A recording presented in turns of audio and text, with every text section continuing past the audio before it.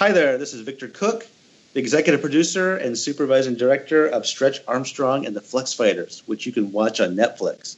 I was also the producer and supervising director of The Spectacular Spider-Man. I want to wish all the fans of that show a happy 10-year anniversary. You are watching Kneel Before Pod. Kneel Before Blog presents Kneel Before Pod.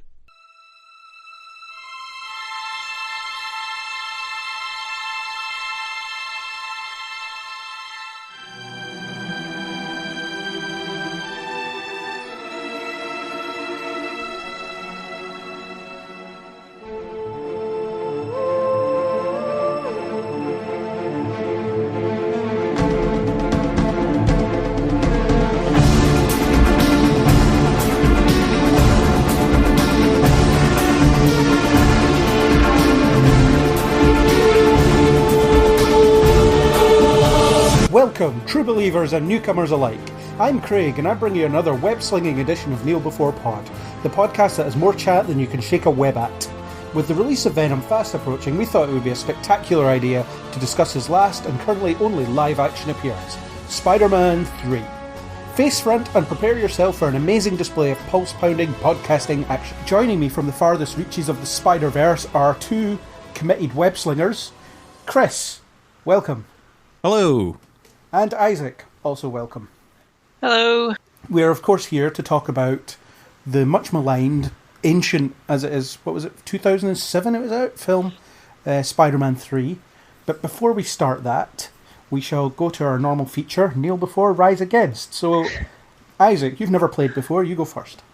I will kneel before the recently released Captain Marvel film pictures, because they look super cool. It's a good one, yeah. The costume looks amazing. The costume looks great. The picture on the cover of the magazine isn't amazing. Like, I was like, no, that's a bit weird. But I think there's like a weird shadow under her neck that makes her head look like it's on a different plane. But like all the actual pictures, like the screen, like the screen cap pictures or whatever, the ones inside, like actually look super cool. And she's got like pictures of her in like a fighter jet, and then a cool friend in a fighter jet, and like the Kree Star Force team that she's on. That we still don't know. We don't know too much about the movie anyway. But yeah, this looks super cool. So yeah, it's good stuff. Bit of an anticlimax when they promised to break the internet, though, and it was just a couple of minutes. Yeah, we could be happy with what we get. I suppose a trailer will probably be out. What's the next Disney thing? No, it's supposed to be next week, which I suppose now is this week. Yeah. So there'll be a trailer imminent, but for now these pictures are enough to sort of whet my appetite. Yeah, but promising to break the internet and then releasing a couple of stills. You know, I don't know if maybe they changed their mind about some of the stuff that they were going to release by breaking the internet, if you know what I mean. But I kind of do like, yeah. I kind of like the way they've been drip feeding us little bits so far. I think they've done really well with this one, not to sort of blow their load too early. Well, the problem is you've had Infinity War and then you've had Ant-Man, so they've needed a bit of marketing, and then this is coming in between whatever Infinity War 2 is going to be called. So it's a bit Black Panther-ish in that respect, so you're going to need to market it kind of quickly, and then you'll be starting the Infinity War 2 marketing sometime in the middle of the marketing for this. So I guess the sequel to Infinity War will market itself largely, but it'll be an interesting one. It's like, oh yeah, look at this Marvel film that's coming out kind of just before the next huge one, so you need a reason to watch this. I think the reason's going to be that it seems like it's going to be very, very highly tied in some way. You know, it's going to be one of those, you don't want to miss this one because there's going to be some answers in this possibly towards Avengers 4, you know. See, I think it'll be the opposite. I think it'll be like, watch this because it has absolutely nothing to do with Avengers 4, like broadly speaking. Because if you promise to tie all these things in, I remember like Black Panther, everyone expected it to be pretty Infinity War heavy, and then it just wasn't. You know, you had a post-credit scene with Bucky, and that was it. That was the only reference you pretty much had to the I suppose upcoming events. And even then, it was just Bucky. You know, it didn't tell you anything. So I think Marvel are going down the standalone film with limited reference route. Ant-Man and the Wasp certainly proved that. And Black Panther as well. Ragnarok is largely on its own. Yeah, they're all kind of just standalone films now, which is weird. True, but I think this one's got a bit more buzz than the likes of Ant-Man and the Wasp had, definitely.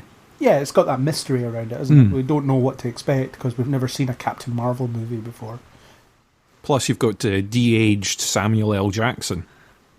That looks kind of funky. That's the most striking thing. He looks like he's just walked off the set of Die Hard 3. It's terrifying. So yeah, good choice. Captain Marvel, amped. Trailer should be cool, hopefully. The film will certainly be cool. Oh, just in case this is edited and put online before the trailer arrives, but I reckon they'll use Intergalactic by Beastie Boys as the trailer music. I just want to make sure it's recorded down before the trailer actually comes out. Let's timestamp it. 1943 UK time, September the 11th, 2018. Yep. I predict. I make a vague, unset up opinion about a song that might or might not be appeared in a film. Is there anything prompting this prediction, or just... It's a song from the 90s, and it's about intergalactic, planetary intergalactic. It's a perfect choice. Fair enough. Could be. The 90s, that era that no one can really say, yeah, that's so 90s. S Club 7. Or were they early 2000s? I really hope... I don't know. It just starts off with the PS1, like the intro thingy. She's seen playing N64 at some point. Jazzy Jeff and the Fresh Prince. Yeah. S Club 7 were active in 1998, which is there we go. after the maybe film it's was set. maybe it's all the Star. Damn, Maybe all so the Star close. Force, all the Star Force team with her will be like playing around in a fountain in New York with a load of umbrellas. Maybe. Do you think her and Star-Lord are going to catch up about all the pop culture they've missed when they've been away from Earth for like 30 years? I really hope that they, like, because that's sort of in like, because I haven't read too many comics, but in the comics I have read, Star-Lord and Captain Marvel are sort of like best friends. And I really hope that they use that in this film, like these films, to have like the out of time 80s guy and the out of time like 90s girl become best mates and that sort of thing. They're both constantly impressed by like. Ever again. No, he's fine because I think Chris Pratt's probably like he'll abandon a friend for a film. It's when Drax comes back, played by John Cena. That's the... Yeah, so Drax played by John Cena. That's where you heard it here. Yeah. So that's a good choice. Captain Marvel. Pictures look amazing. Can't wait. Chris, what are you nailing before this edition? Well, I'm going to kneel before some slightly older news, but it's been a while since we've been sitting in a recording. So I'm going to go time for... that was in the future. Other than that time in the future, and that other time in the future that you've already heard, because we travel back in time to then post what we recorded in the future. And we were somehow live in the future. And somehow live. Yeah. And we've already posted it on Facebook. It's amazing. It's, what can I say, time travel is loads of fun. It helps us write the reviews before, we need to, it gives us tons of time. Yep. Anyway, from the past, now recorded in the future, I give you Tales from the Loop, which Amazon have ordered a series of, and it just sounds really interesting. So it's based on some sort of concept art where you get a sort of present-day picture with a sort of science fiction tone added over the top. And they basically ordered this from the Legion writer Nathaniel Halpern. And it's also going to be a sort of co-production with Fox Telly. So it looks like the little bits of concept art that have been posted up with the articles look really cool. So, yeah, I'm kind of kneeling before that. It sounds awesome. Never heard of this, but I'm intrigued. Here's a picture, write a story about it. It's like an essay question. Yeah, well, I mean, the thing is, it's like, at first when I heard it, I'm like, oh, really? And then I looked through the pictures, and it's like, it's kind of a little cool mix of present day and future. So you'll have like a picture of, say, like a sort of council house with this massive spaceship in the background. It's very weird sort of concept art, but I'm interested in what the guy that wrote Legion is going to do with it. Oh, God. We've had our discussions on Legion. People can go back and listen in their feed if they haven't already to those episodes. But yeah, I'm interested to see what happens. Cool. I'm going to look that up after this thing and see what that's all about, because I've never heard of it, but decent. I miss some things on the internet, apparently.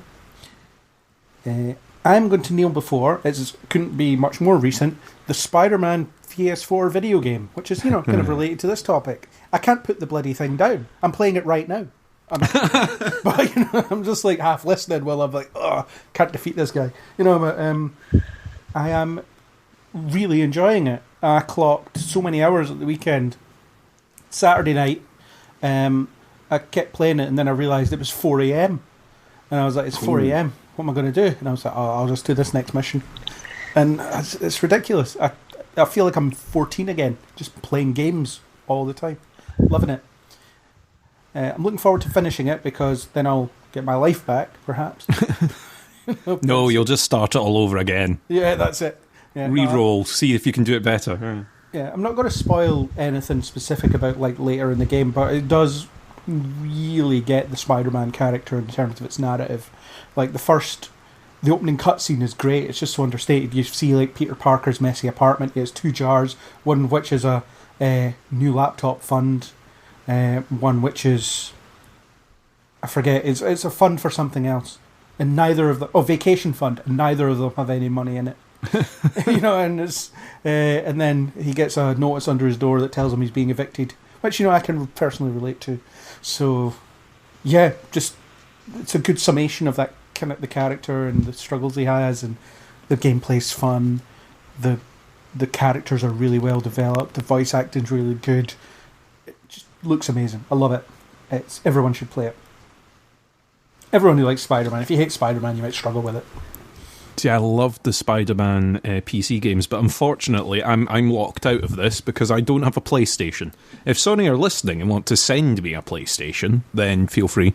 Contact us at the usual address and just drop me a PlayStation. Well, just speak to James. He has 10 of them or something. Yeah, I can borrow one. Prop up a table leg that's slightly uneven. A house built out of PlayStations. Well, because I'm maybe not the best thing to be invited on a Spider-Man podcast, but I don't really like Spider-Man or the Spider-Verse.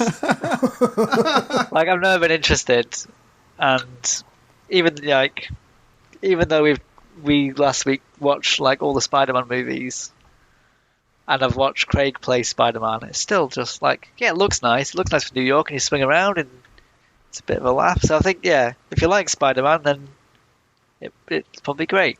And I might give it a go when Craig finally stops playing it.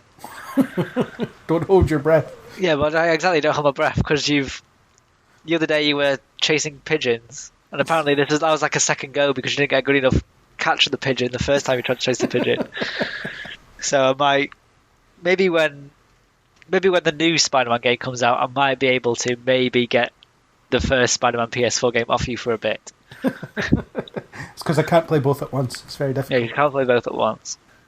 So that's our positive section. Chris, do you want to start us with Rise Against? I'm changing the order. All right, okay. Well, yeah, I mean, I always hate the whole rising against section, because I always find myself sort of rising against stuff that I'm not really that annoyed about, but you know what? I'm going to have a go. And for me, this podcast, it's the Daredevil Season 3 teaser trailer. Is that the one that appeared today? It is the one that appeared today as we are recording. And yeah, I've not seen that yet. It's not got a lot in it. It's not a ton of content. It's basically him sitting in the confession booth, whining on about the universe and how it's a bit unfair, and how justice is rubbish, and he's going to fight it differently. And I kind of have the feeling that it's going back to the whole Season 2 thing again, that I was hoping they were going to go, no, we're going to change it back to how Season 1 was, But this teaser trailer makes me think, oh, it's going to be Season 2 again. So, yeah, I'm kind of rising against that. Though, to be fair to them, it is a teaser trailer. It is very short. It might not sum up the whole tone, but I need to rise against something. So, sorry, Daredevil Season 3 teaser trailer, you're getting whinged against. it's kind of at that point with these Netflix things. I was talking to someone the other day about. Remember when like Daredevil season 1, Jessica Jones season 1, even Luke Cage season 1 came out, and everybody was talking about them. They were all the rage. Everyone was like, "This was my weekend. It was amazing. I loved every second of it." And now it's just like, oh yeah, there's another Marvel thing out, by the way, on Netflix. But I don't know. Maybe you want to go and see like Justice League instead or something. Because I think was it not Luke Cage came out the same day as Justice League, or one of them did. Yeah. And it was like, just go watch Justice League instead. It's a slightly better option. It's that thing where there's so many of them coming out, and they come out so close to each other that, you've maybe got a couple of months, and then the next one arrives. And it doesn't really give you enough time to watch unless you do that binge thing of going through it in the weekend. Unfortunately, like the more recent ones haven't been good enough to do that. They've not been compelling enough for you to sit there and sort of watch 4 episodes back to back. Yeah, so, Jessica Jones season 2 was so bad that I'm never watching Jessica Jones ever again. That was my feeling with Jessica Jones season 1, so I just never went back when season 2 came on, though I have been told that Iron Fist apparently somehow has redeemed itself. First episode's good. Well, there we go. So I've now been told that it's safe to watch Iron Fist, and I've not watched Luke Cage season 2 yet either. No. Iron Fist is only 10 episodes as well, which means it's only like 2 or 3 episodes too long. I don't know how they managed to do it. They managed to shorten the number of episodes every time, but still have fat in the middle that they could trim. I always find that weird. Luke Cage is still 13, isn't it? Let's say yes, without me Googling. Punisher certainly was, and I still don't know if he manages to save his sandwich, so I haven't found out. Yeah, Netflix stuff, not interested anymore as such, but maybe Daredevil season 3 will be the redemption for that character, for the stuff, so we'll watch this space. It'll be out in like November or something, I think, somewhere around then. That's my prediction. Cool. I am going to rise against the Star Trek universe, or the Star Trek film franchise is in trouble again. Recently, the two Chrissies, Pine and Hemsworth, decided to walk away from the negotiation table because Paramount ain't paying them enough. These are two guys who are climbing the Hollywood ladder, can command a decent fee, and Paramount aren't willing to apparently meet that fee, so they're just like, bye. It might just be a negotiation tactic, and I hope it is. I hope that Paramount come back and say, no, we'll pay you what you get paid for working other films. It's only fair. It wouldn't be the first time Paramount's tried to shortchange its stars, so I guess watch this space. But I feel like we got into a good groove with the last Star Trek film, and now it's up in arms again. 2009 film, really good, and then Into Darkness, no. And then Beyond, it was like, oh, I'm excited about this again. It's like, oh yeah, we might not make this fourth one with Chris Pine or Hemsworth, so, don't get excited. Yeah, I don't know. I mean, it's one of those things. I mean, it's always easy for us to sit there and go, do you realise how much money you're getting paid to appear in one of these films? And, and the amount of money that they're probably talking about turning down, we would be able to live on for a good portion of our lives. But good portion of everyone we know's life. Yeah, probably, yeah. But, yeah, it always kind of annoys me because when they do the marketing, the press for these things, like, yeah, it's all about the fans. It's such a thing that the fans love, and it's great to be involved in a project like this. And then they're haggling over money and probably trying to one-up each other in the amount that they're getting paid. If Hemsworth is getting paid this, then Pine wants this, But here's the thing about these actors, right? I mean, you can think back to the halcyon days of William Shatner and so on, when, the phone wasn't ringing. It really wasn't ringing. So they were just doing Star Trek because they had nothing else to do, quite frankly. I mean, obviously they were enjoying it to some degree, but on the whole, no real big roles coming up for William Shatner. Just the way it is. But you've got Chris Pine and Chris Hemsworth, who are kind of a couple of the hottest stars in Hollywood at the moment, and frankly they could be doing better things with their time as such, other than films that might not be received that well or might not make that much money at the box office. Chris Pine did a really good turn in Wonder Woman, and a lot of people appreciated that. Hemsworth is just racking up franchises left, right, and centre. I mean, he's probably about to lose the Thor one, but like Men in Black, he's doing that. So he's got options, and I think that Paramount, if they want his time, they want his star power, then they have to pony up for it. It's as simple as that. Because people go see it because they think no Chris Hemsworth's in it. Yeah, I mean, see, the thing is, I really like the cast of the Kelvin timeline cast. I think it's been really, really good. I mean, they had one bum one in the middle, and they've had two good ones, in my opinion. Yeah. I know there's kind of a bit of difference of opinion out there in it, but overall, I've liked them. I've found them all enjoyable.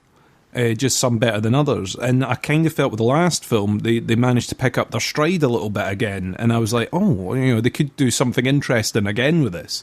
They've not ruined it. And with all the good things that are coming out of the sort of Star Trek world at the moment, I mean, Discovery's been really good. We've got Picard coming back. It's one of those things where you're like, okay, well, it would be good to have a film on the go at the same time as well, Get the machine moving again. The Tarantino one is still allegedly happening, but no one knows what the hell that's going to be. So, yeah. Izaak, do you have an opinion on the two Chrissies exiting the Star Trek franchise? Oh, I don't like Star Trek, so not really. Why do I let this guy live here? I don't know. And why should I take part in your podcast when all I do is like, I don't know this. But I love that you dislike Spider-Man, and I think it was you that suggested this podcast, wasn't it? Yeah. It was. Yeah. So I wanted to watch the Tobey Maguire ones because Spider-Man 2 is good. Yeah. And then it was, look, Venom's coming out soon, and he's in this film. Let's do this. Yeah. But before we get to that, what are you rising against, Izaak? I'm still looking. I might have to sort of wing it with something. Oh, I saw a thing about Shane Black keeps hiring a paedophile. And then someone in Predator... Hang on, I'll try and find it. Shane Black, Predator... Controversy? Izaak and his ongoing mission to get the website sued. Shane Black's after us now. Jeez. I'm still like... Yeah, so Fox removed a sequence from Shane Black's The Predator after actress Olivia Munn informed of the informed there. She had a sequence with an actor who is a registered sex offender who is one of Shane Black's mates. Yeah, there was all this stuff about he didn't realise that it was actually true and he believed him when he said I didn't do it. Or something like that. Yeah, and then there was a thing where no one's talking to Olivia Munn and they're all sort of like ignoring her for bringing this up. Yeah. Which is a bit... I don't know. Yeah, I don't know the ins and outs of this conviction, but it does seem that it's a bit ill-placed. It's a bit of the wrong time to be, let's pardon a sex offender and let him into this film. But yeah. I know it's like people like putting the mates in movies, but if it's a registered sex offender, then just a cameo. Just like, don't give him like a speaking role. Yeah, so that's pretty bad, isn't it? So you're right. Sort of like Shane Black being friends with sex offenders. No, I'm gonna rise against Shane Black's handling of the story, in which, so he released an apology, but he didn't now he's been sort of like ignoring the actress who brought it up in the first place, and a few of the other co-stars have been like ignoring her and not like taking part in the press stuff. So that's right. Yes, like I don't know. Let's rise against Shane Black hiring a sex offender for his film, and then when people notice, he has a bit of a hissy fit and doesn't want to talk about his film anymore. Do you think deleting that scene will cause the film to not make sense? It mustn't be that important. If they can because I mean, it's not like, as long as it's not the Predator who was a sex offender, I'm pretty sure they can get away with just it's probably just like a scene where they're gearing up or something. And they were like, oh, how are we going to fight the Predator? Like a little chatty scene. Yeah. Because it only appears to, like, if they're only in one scene together, Olivia Munn and I'm gonna find this guy's name, but like, if they're only in one scene together, so it's only the one scene that's been removed, it can't have been like a huge plot point, really. If the characters are just not interacting that much, I'm guessing it's not like a crazy important one. I suppose we'll find out when we watch it. If suddenly there's like a big gap.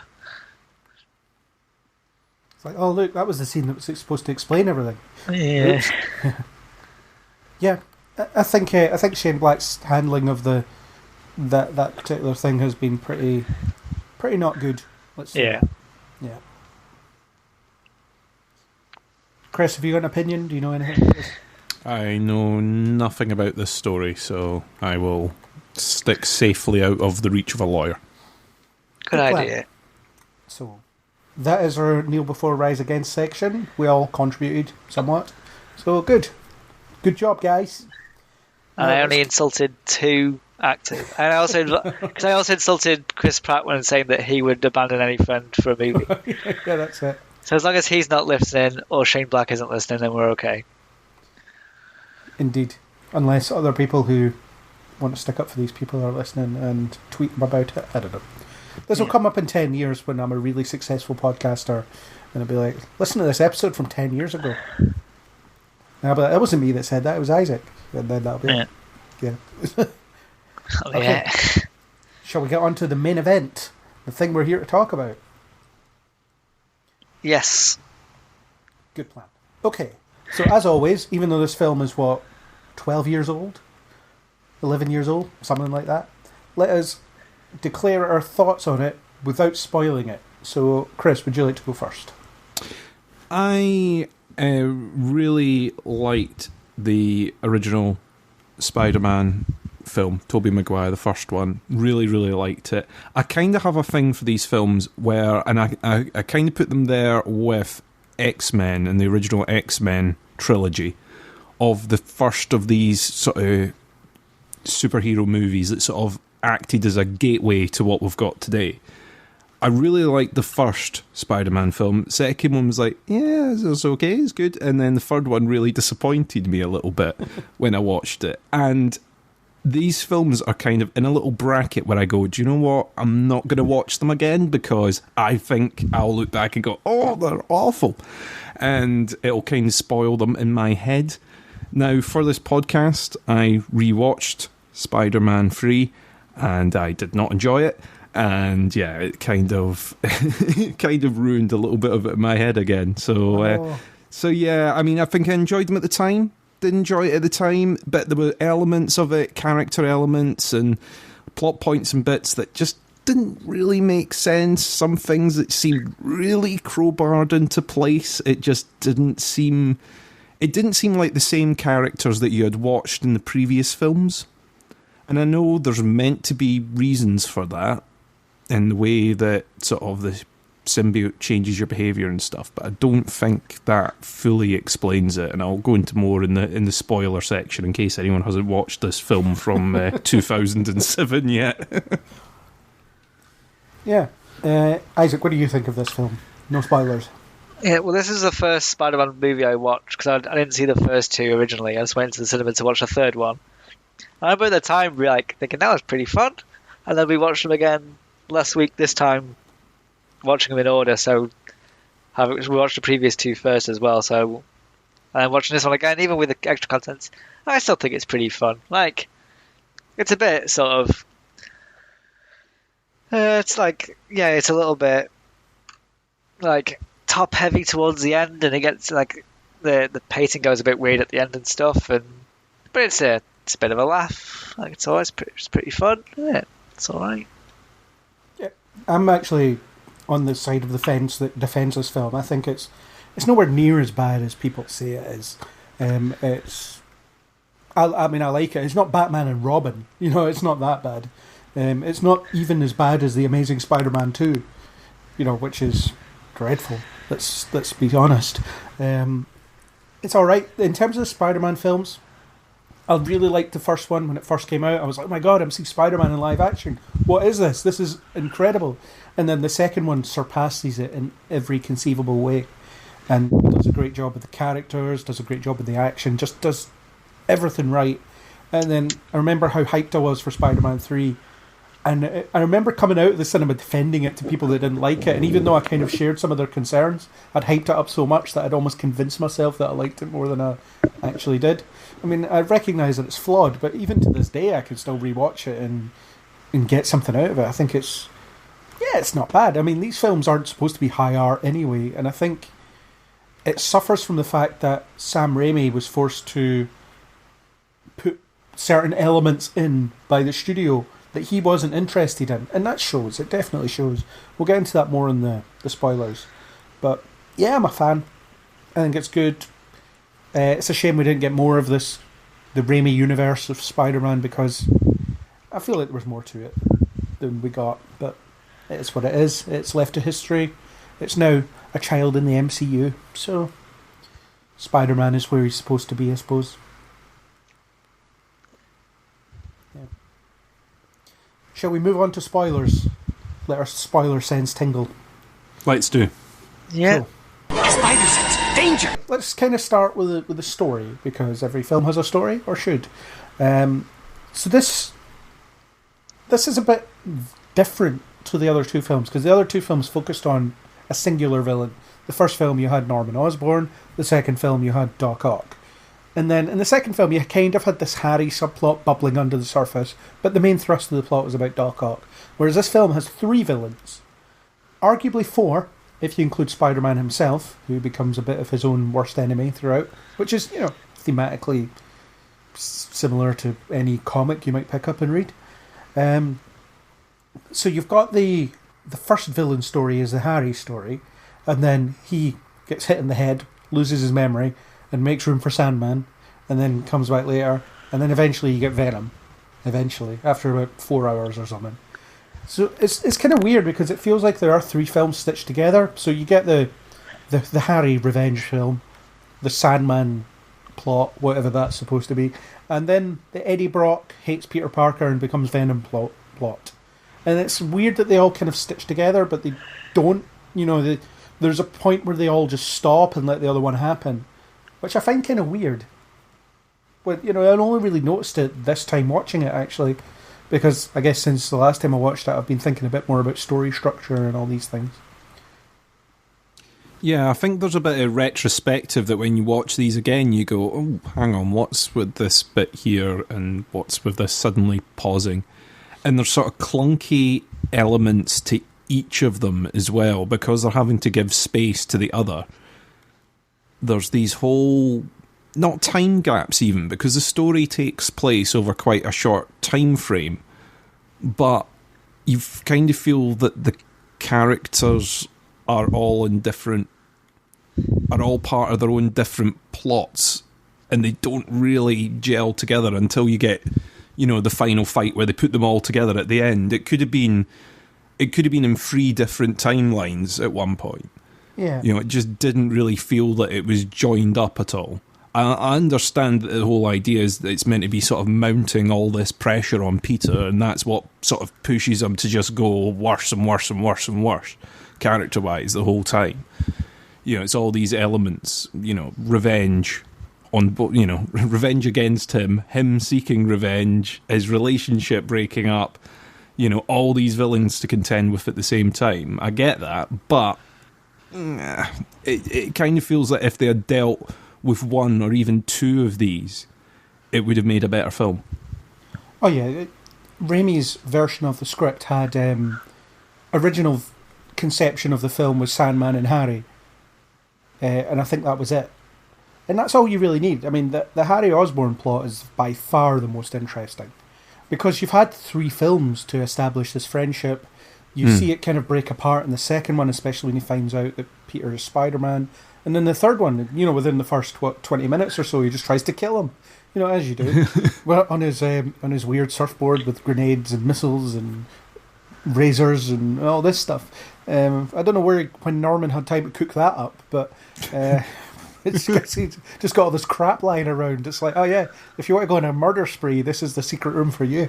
Yeah, and there must be a hell of a training video in there as well. Right, here's how to use the glider properly, here's what each of the pumpkins does, and here's my little cool boomerang things, here's a quick how-to guide. Don't get me wrong, it'll take about 15 minutes for you to get used to it, and then you'll be absolutely fine. You'll know how all of this works. Yeah, no need for you to practice or sit down, just hop right on and get your revenge, my friend. You get a bit of the shorthand because he uses the gas, though. Yeah, but at the same time, that doesn't make you know where all the buttons are. No. Makes you sort of, quicker reactions, heal faster, be stronger, but it doesn't sort of teach you the ropes, really. Yeah. Isaac, what do you think of the jockeying for position type plotting? Well, there are, because there's weird moments where it's not so much that there's people crowding for attention. It's more that there's a huge portion where Sandman just sort of wanders off. You don't see him for ages. Yeah. So when he's finally back, oh yeah, Sandman's still kicking around and causing trouble. I don't know if there's points where I didn't think it was too much. Maybe towards the end, but along the build-up, each one's kind of allowed their moment. Peter Parker gets his moment, and Sandman gets his moment, and Harry gets his moment and stuff. And they're not fighting each other for screen time. But there's a lot of points where they're just kind of it's all right, let's just put this to the side. We'll shelve Sandman for a little bit. We'll shelve... Because we don't know, Eddie Brock's he's not in the first two, is he? No. He's just in this one. He's just Peter Parker calls him a chump. And then... and that's this long, heated hatred suddenly boils. And he's trying to... Because they're both trying to get a picture of Spider-Man, and Eddie Brock photoshops it and stuff. Which is kind of he's not particularly... He's just he's just set up as some guy. He's not particularly interwoven, especially not as much as Harry Osborn. So I don't know much about Venom as a character too much, but whether or not in other materials, if Eddie Brock is a well-regarded... Is he a well-regarded Daily Bugle guy, or... He didn't work for the Bugle in the comics, actually. He worked for another newspaper. Yeah. And he was disgraced after he did an article about a confession of some guy that claimed to be a serial killer. And then he didn't do his research, so it turns out this serial killer, or this guy was just enjoys confessing to crimes that he didn't commit, which is really weird. But, it's whatever, it's comics. And then it's Spider-Man that finds the real serial killer. Eddie Brock blames him and starts to hate him, and then, you get Venom. Yeah, so there's always that sort of story of... There's a slight fall from grace that he has to go through. Yeah. That helps fuel the symbiote thingamajig. Well, I think that subsequent adaptations have done a better job than the comics, actually, because let's look at the 90s animated series, which, was my first exposure to Venom and all of these characters, really. And in that, you've got Eddie Brock's a bit of a loser. JJ doesn't really like him, fires him a few times. Spider-Man keeps showing him up, humiliating him, and then eventually he gets the symbiote and he learns that Spider-Man is Peter Parker and goes after him. Spectacular Spider-Man, you have that brotherly connection that they have. Well, they're not actually brothers, but they have that they're pseudo brothers. They grew up together and all that. You have that brotherly connection that breaks down, and then Eddie Brock learns that he hates Spider-Man, and then he hates Peter, and that hatred grows, and that's the best version. Here it's yeah, okay, I lied, and you caught me out for lying, therefore you must die.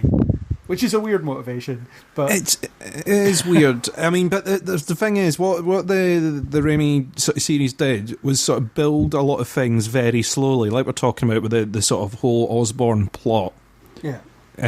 Slowly bubbling around, and you kind of feel that, okay, that was sort of planned the way this was going to go. You were going to have Norman first and then Harry, and then, okay, let's say that they had planned the resolution. Let's give them credit and say they had planned a resolution by the end of the third film, and that's been an arc. Whereas with Brock, it feels like they came round and they went, right, let's put him in, and we need to get him up against Parker right away. Where I kind of feel that if they had introduced him a film earlier and drip-fed him in, it would have felt more natural, maybe a rivalry bubbling that whole time. Whereas with this, it's like it's in rivalry instantly. and Peter acting uncharacteristic of himself, like very, like he just seems the character is wrong from the beginning, you know, being a bit of a dick, which he wouldn't normally be, right off the bat. Well, I mean, I'll come back to that Peter Parker point, because I do have a counter to it, but the interesting thing is, in Spider-Man 2, you have the perfect setup for Venom. And we'll probably come back to this if and when we eventually do a Spider-Man 2 podcast, which will happen one of these days. Maybe it's already happened, I don't know. What timeline are we in? Never mind. When Doc Ock appears, then we'll go back and we'll do a... Yeah, that's it. When the Doc Ock solo film gets made. But anyway, in the second film, Mary Jane is marrying some guy, right? It turns out it's Jameson's son. But in the context of the story, it doesn't matter who he is, because they don't do anything with him. It's just someone who's there to kind of get in Peter's way and remind him of how much his life sucks. And that's all he is. So there's nothing to that character. But if suddenly you had this person that, you know, MJ is only with to get back at Peter, and this guy really hates Peter Parker by the end because his fiancée leaves him for this guy. So then you go into the third film with I hate you, and you know, you could make him a bugle photographer if you want, and and you've got this animosity that builds, especially when they have to see each other every day. But I also quite like the characterization of Brock in this film, in the sense that he's just a dweeb, you know, and he doesn't realize it. He thinks he's cool, and he thinks he's funny, and he thinks he's, you know, good with ladies and all this stuff, even though people just can't stand him. It's, you know, when he goes up to Betty and he's acting all arrogant, like singing at her, and it's like, how about we go out sometime? And she's like, nah. and asks him about what cologne he's wearing because it stinks. And as soon as he's going into Jameson's office, one of the first things he says is, "What's that smell?" and it's just throughout, you know, everybody kind of shuns him, and he doesn't realise it until the end. And I quite like the idea that this is like a version of Peter Parker who doesn't have like it all together. He doesn't have that sense of responsibility, and he doesn't have any self-awareness as well. You know, it's quite an interesting idea to play with, because everyone just effortlessly likes Peter in this film. You know, Betty, he walks up to Betty and she's like, "Go in there, you've got a rival in there." Jameson's kind of there, not completely hating him and stuff like that. So I think that was an interesting idea. I just think you needed at least an entire film to play with it. Yeah, I think you needed a slower build. I just didn't quite get the rivalry straight off. And even him faking the photo because Spider-Man sort of broke his camera, and now I really want this job, and would he go that far in order to do it? Well, you don't know. You don't know, because you've not had him established for that long, but you kind of have the feeling, well, if he was willing to do it at that point, he'd probably already have done that somewhere in the ladder to get up already. Yeah. I don't think that would have been his tipping point. I think if he was desperate enough, he would have done it already. My favourite Eddie Brock scene in the film is the one where he's talking to Gwen Stacy, you know, with her spine miraculously intact, unlike it normally is. That's low. Like the bridge, you fella. Oh. I'm going to keep... No, I kid. She's very much alive, and she will stay that way because they never made another one. So we're fine. But the scene where she talks to Gwen, or he talks to Gwen and he says, you know, what about that amazing night we had? And she's like, it was just a cup of coffee. What are you on about? And then when he talks to Jameson later, he says, you know, I have a girl who I intend to marry. And then he says to her dad as well, you know, Zephram Cochrane, James Cromwell, Zephram Cochrane, or the farmer from Babe, I guess. Whatever James Cromwell character you want to attribute to him, he's, you know, he just says, "I'm dating your daughter," and it's just the delusional thing, you know. He thinks he's in a relationship with Gwen, and she just isn't interested. She probably went on a pity date with him, you know, just to get rid of him, and now, for some reason, in a city of however many million people are in New York, she has to keep bumping into him. You know? Yeah, so I think he's potentially an interesting character, and I don't think Topher Grace is bad at it either. Arguably, he's performing better than Tobey Maguire is in some scenes. Arguably. Yeah, I wouldn't argue against you in that, actually. Yeah, I don't think he's particularly bad. I think he suffers, like the other characters do, from the fact that they're trying to fit too much in, and instead of developing one really, really good villain and maybe one side villain in this, and one bubbling under the background. Instead, they tried to fit in 3, and it seemed a bit bitsy, and bits seemed tacked on or too plot convenient.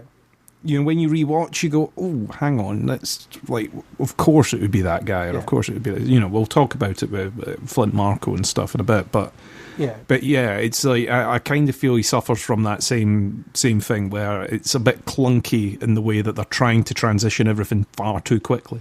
Yeah, if this was the MCU, you'd have the scene in the church of him getting rid of the black suit, you know, early in the film or at some point during the film, and then the post-credit scene would be Brock walking into the bell tower and getting the symbiote, and then, you know, the lunge at the camera that Venom does.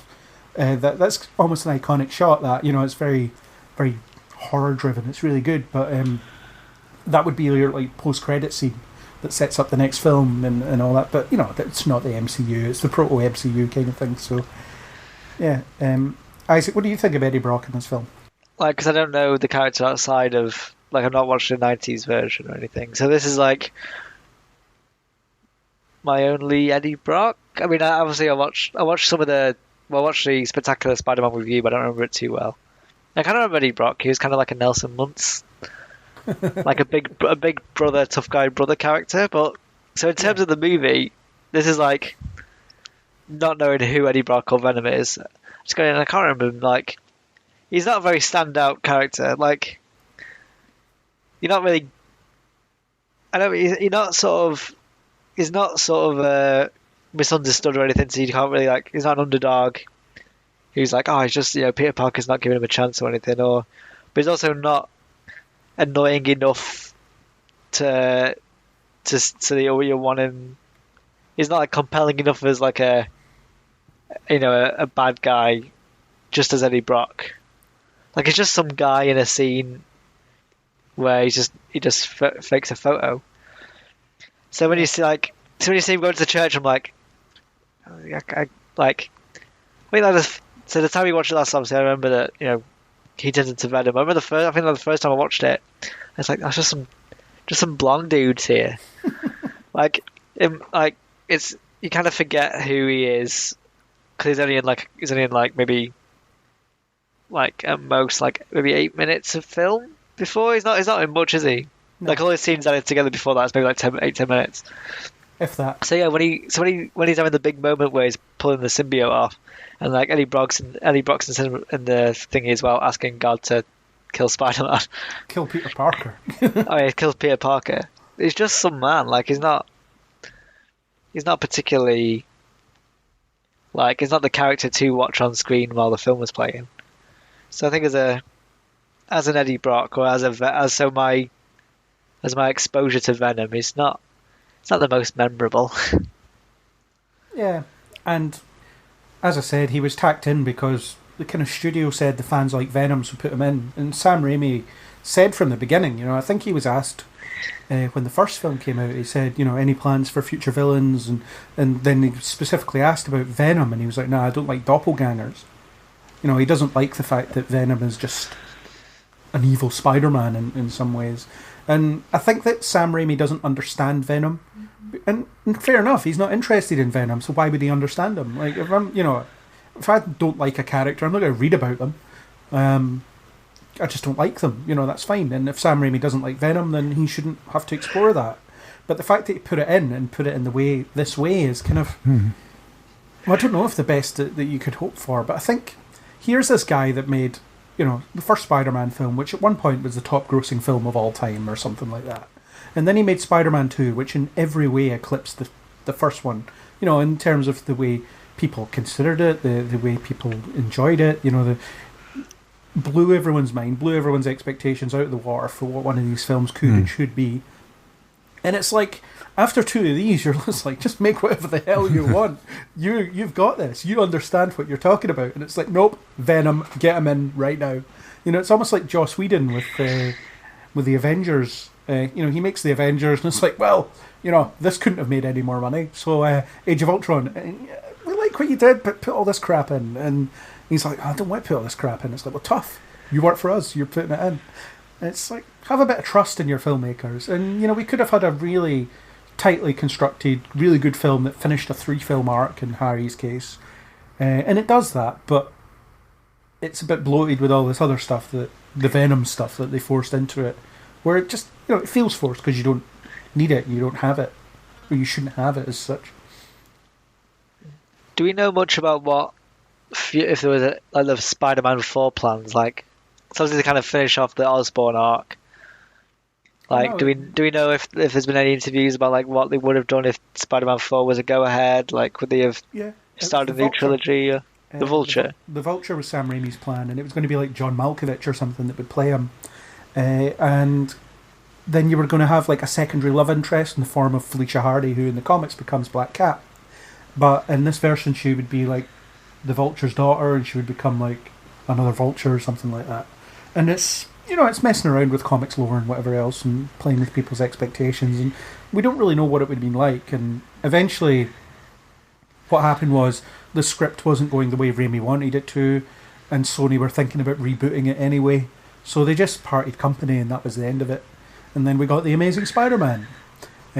But Spider-Man 4 sounded like it could have been interesting, and going back to a single villain again, and it would have been a relatively baggage-free film as well, because, you've got rid of this Osborn stuff. That, as interesting as it was, it has its place, and you would have had a kind of renewed passion, I guess, for Peter Parker, because he's kind of supposed to have put everything behind him by this point, so who knows? Who knows what we could have had? Another trilogy. I think the plan was to set up the Sinister Six at some point. Considering they killed, like, 2 of them. Don't know how, but, whatever. I think you kind of hit the nail on the head earlier on when you said, in the ideal world, they would have had Brock there for the film, and then introduced Venom right at the end to lead you into film 4. Yeah. People want Venom. Okay, we'll give them a teaser of Venom at the end of this, and then go, fully for it in the next film, Yeah, and it's interesting, the 90s cartoon, the Alien Costume Part 3, the plot of that episode is that Venom basically stalks Peter Parker and Spider-Man throughout most of the episode. Everywhere he turns round, Venom is there, and I would have loved to see Sam Raimi, a kind of veteran of horror, do that. And do that really horror, really tense kind of stalker thriller with Spider-Man in it. I would have loved to have seen that film, and I think, like, regardless of your dislike for Venom, you could have retooled him into that thing that stalks Peter in the night. He could be any shadow, all that stuff. That would have been... Yeah. It would have been super dark, but it would have been really interesting. And instead we get turd in the wind quotes from Tom Hardy now. That's brilliant. Fantastic. But before we get Venom in this film, we have Peter Parker and his black suit and his emotional issues and all this stuff. And going back to your point about Peter Parker not acting like himself at the start of the film, to me that's definitely deliberate, and it's summed up in his opening narration where he talks about how great his life is now. And the second film is Peter Parker gets crapped on by life. That's what the film's about. Everywhere he goes, you've got that party he goes to where he can't even get a drink. It's just so tragic. And, he has no money. His Spider-Man life causes everybody to think he's a flake, and he loses his job. It's all this horrible stuff that goes on. And then in Spider-Man 3, he's like, yep, I'm top of my class somehow. The city's kind of safe. I've got this girlfriend who apparently likes me for some reason. And he's just all this. And he's starting to believe the hype because New York loves Spider-Man.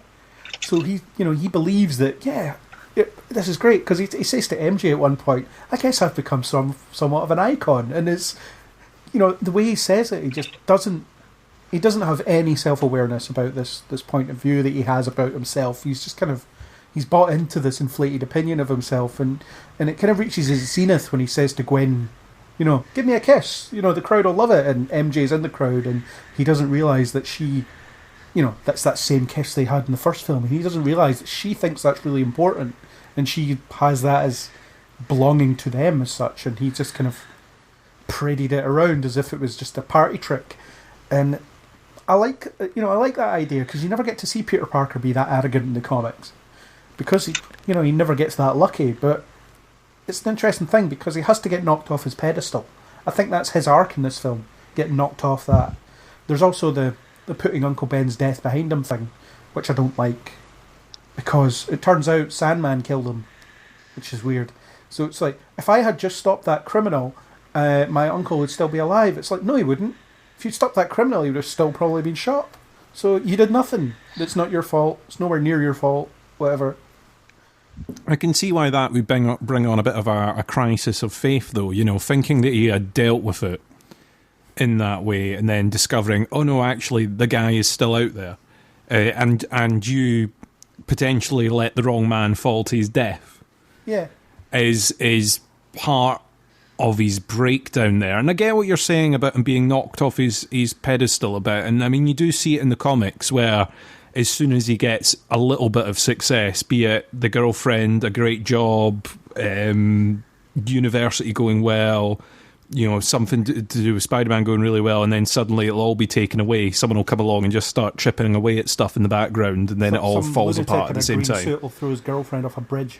Yeah, you know, it's great. I'm going to marry her. Oh no, okay, down she goes. Okay, can't do that now. Society will frown upon it.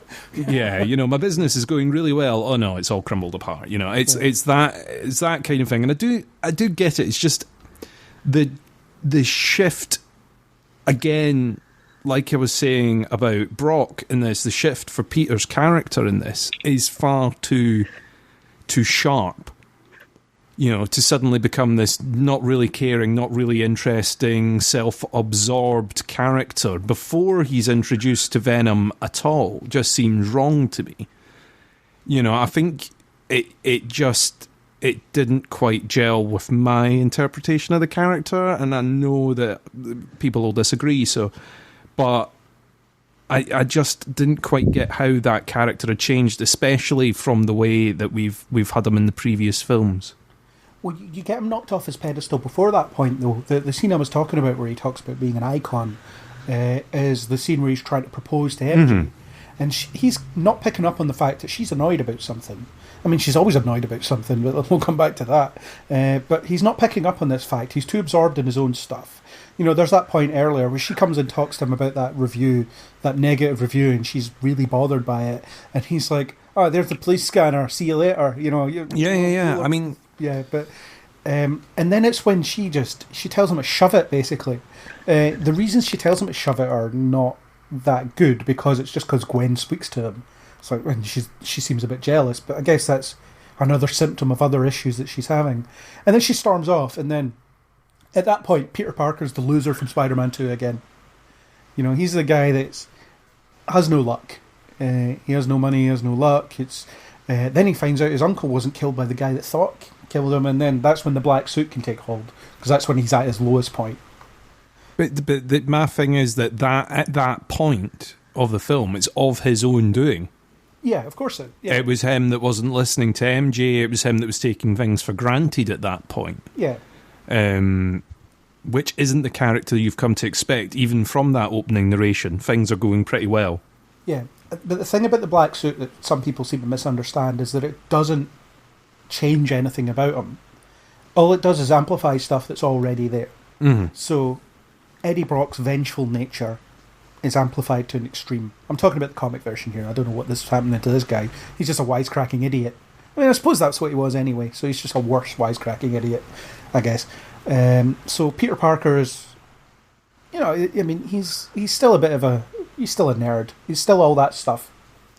It's just amplifying these kind of more aggressive and bizarre tendencies that he usually suppresses, but I can see why it takes hold at that particular point, because that's when he's knocked down,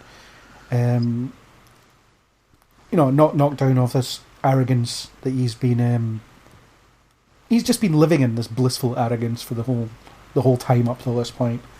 I think the Uncle Ben's killer thing, I think you could have accomplished it a bit more neatly.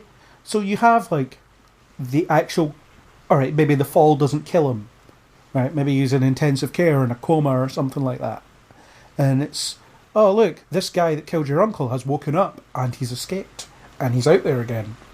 And so then that brings it back. And maybe it's, maybe it was Flint Marko that killed him this time.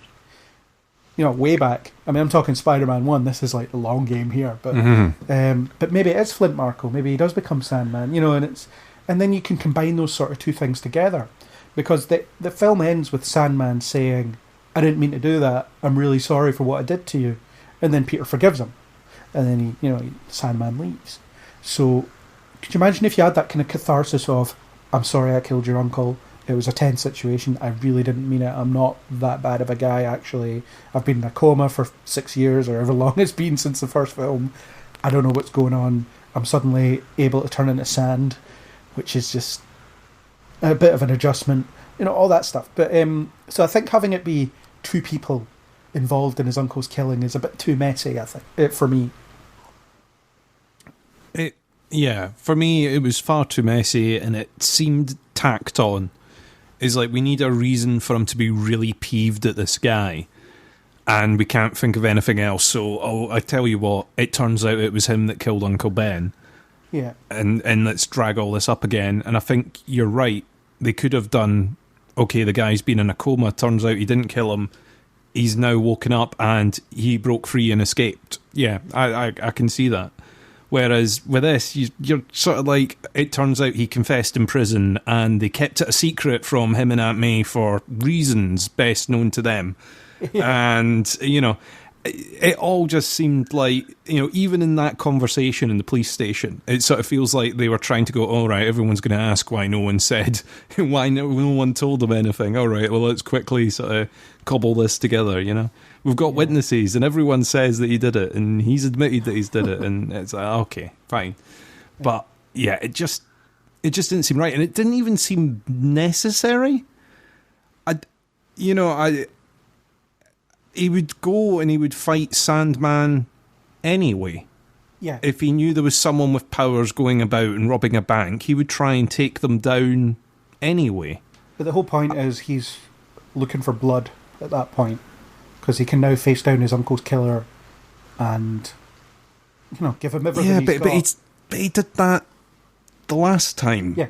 He's already done it. It's a replay of that. It's like he didn't need to be seeking vengeance again, because he's already done that. He's already scratched that particular itch. It didn't develop the character in any way. It just gave him another villain to fight, and it didn't need to. They didn't need to go and change the Uncle Ben death scene and rehash it again. It just didn't seem necessary. That's why it makes more sense if Sandman is the guy that killed his uncle, but there was no other guy. Because then it's still if I just tripped this guy up, I wouldn't be in this mess. You would still have that. But, it's a bit of a mess. And also, as I said, it completely flies in the face of what's supposed to motivate Peter Parker. It's I refused to act because I was too angry at this fight promoter guy who just cheated me out of a couple of $100 or whatever it was, so he... Oh, it was a selfish decision that he made, and he pays for it after that. But at the same time, it looks like Marco was going to kill Ben no matter what. So, well, they then make it a bit iffy by saying, "Oh, the gun kind of went off accidentally, but as he was going for the car, it didn't." Yeah. And then the other guy drives off and sort of leaves him there with a smoking gun. And I was going to say maybe they couldn't get the original actor back, but they actually had him in that scene. So, it's not even that's the reason, So, I don't know. So, Isaac, what do you think of Peter's arc in this particular film? I quite like that. It's just everything going... It's everything just building up, really, isn't it? So I do think it makes sense that the symbiote, it feeds on aggressiveness and whatever. Yeah. And this is kind of a film where it's just like, it's a really bad... It's not like the Killing Joke comic where it's like, Joker says that it's just a bad day into it. Well, if you have a really, really, really bad day, then things can go beyond what you'd ever imagine. And this is kind of like, he finds out that his dad's killer's still out there, and his relationship's in trouble, and everything. He was on such a high point of being, having Spider-Man Day, and then by the end of a couple of days afterwards, everything's just going terribly for him. So I do think that the symbiote thing does work there. I think that's its. like that's where in the film Venom kind of works just as a symbiote in the black suit, because it is his life just becoming like a bit of a mess, and he doesn't know where he is in his own head and stuff. So with then there's also then it's also mixed in with the like his best friend keeps blaming him for his dad's death and stuff. So and like the memory, like he's sort of got his friend back a bit, but he knows that like memory could just return, like it could be triggered again. And so I think this is one of the more like, well, it's not as fun to watch as like Spider-Man 2, where it's just Peter Parker has a really bad time of it. But I think this is a bit more, Peter Parker's arc's a bit more put together in this one. Makes a bit more sense. Yeah, and Raimi interprets the black suit as being a representation of his worst qualities. So when he wears it, that's when he's at his worst, and then he has to overcome that and get back to who he used to be. That's what it represents. I think, including me, a lot of people's expectations of it were more in line with the comics, where it corrupts them over time and all that stuff. But it's just a story point. It's just a story point in this particular film, because that's what Raimi wanted from it and nothing else. So when he's wearing the black suit, he just becomes his worst self, which, even for Peter Parker isn't actually that bad. He's a bit of a dick, and I think it's, there's stuff we can come on to about the actual black suit stuff. But I actually wanted to move on to questions. So basically, I went out, we all did, on social media, and we're keen for audience interaction these days after the future 100th podcast, where we had a grand total of, I think, 6 listeners at one point, which was... At our peak it was 12, I think. Although one of them was Aaron and the other was Kat. So, at our peak it was 12. So we went out for some interaction from listeners, and we got a few questions. So shall we tackle a couple of questions? Yeah, let's go for it. Yeah. Okay. James Lundy asked, my first serious question is, why would you want to put yourself through Spider-Man 3 all over again? This is very much like because Craig said so question, isn't it? Yeah, Craig said so. I mean, like I said at the beginning, I didn't want to rewatch it because I kind of have fond memories of these films as a gateway, not a gateway drug, but you know what I mean? These films acted as beginnings for a lot of the superhero franchises that we've now got and know and love. And I watched them a lot when I was younger and think, I didn't want to watch them again for it to be ruined. So the only reason was because we were doing this podcast, really. See, my answer to that is I don't find this film that bad. I've always liked it to some degree. I don't mind watching it. And I'm quite like the idea of talking about it. So, I'm not one of the haters of this film. Well, I wanted to see because I've not seen Spider-Man 1 before this. I'd seen 2 and 3. Just seemed like, it's a good opportunity to watch some films. And the real thing for me, though, is that Craig then carried on and we watched Amazing Spider-Man 1. And, actually, I quite liked Amazing Spider-Man 2. It's okay, it's quite fun. But Amazing Spider-Man 1 is really bad. So the real problem is not, why would I go watch Spider-Man? Why do I go watch Spider-Man 3 again? It's like, why would I let Craig make me watch a film that he didn't sell very well? It's like, do you want to watch the worst Spider-Man films collectively? I was like, well, I guess we've got them. They're in line. Fair. So that's why we're revisiting it, I guess. Just cause, why not? Something to do. So we'll take another question. This is actually from 2 people who asked the same question with slightly different wording. So Colin Noble and Stephen Loudon, who has another question later on, asked, do you think the new treatment of Venom will do the character justice, or do you think the Spider-Man 3 treatment is the closest to the source Spider-Man fans will get? Which is a really good question, because this version of Venom is nothing like the source material, pretty much, other than he kind of looks like him. And, he's the black suit that Spider-Man once wore. Whereas I think the film version that's coming up, the Tom Hardy version, is a bit closer to the comics in the sense of the fact that he's essentially the Punisher with a black suit. Well, the Punisher wears black as well. He's essentially the Punisher wearing a symbiote, and he's like seeking out his own brand of justice.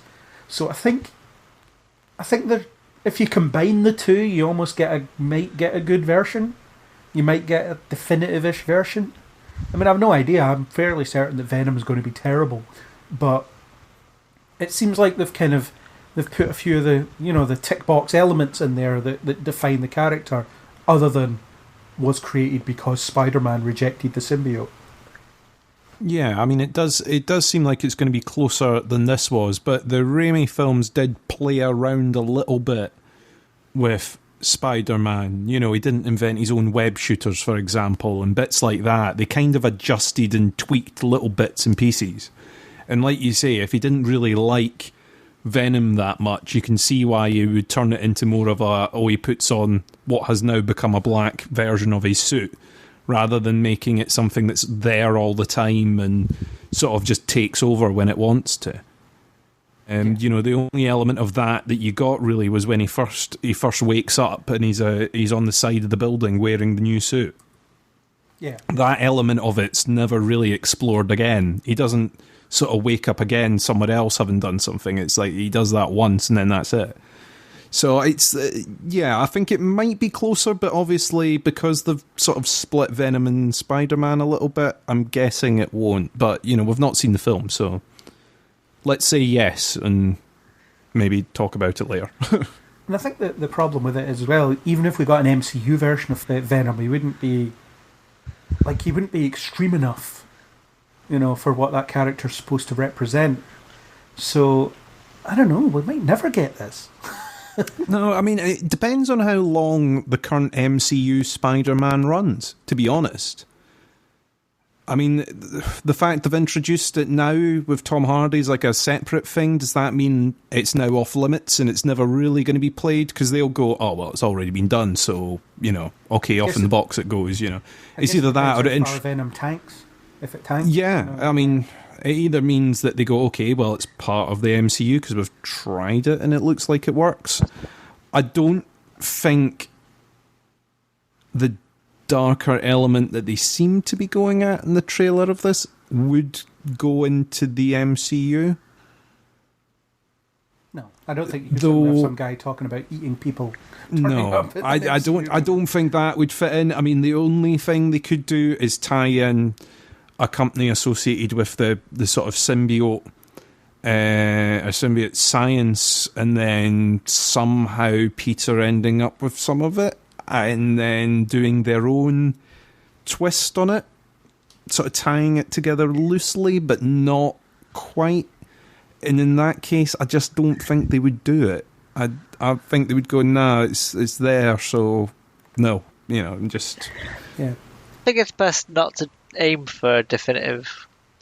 Like, it's always more fun to like play with certain characters and have like, because people, like, I suppose people do want to see like their favorite comic characters on screen and stuff, but it's more fun to like play with their origins, or play with like what they can do and put them in different directions. Because I can't really, not too, like, I don't really know much about Venom other than Spider-Man 3 and like the Spectacular Spider-Man.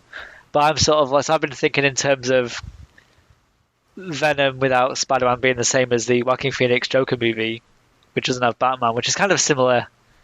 It's like they're one of their main villains appearing in a story without their main character. Although so I think sometimes the like Joker film is specifically a prequel, isn't it? Whereas Venom is just ignoring it's a Venom, Spider-Man. yeah.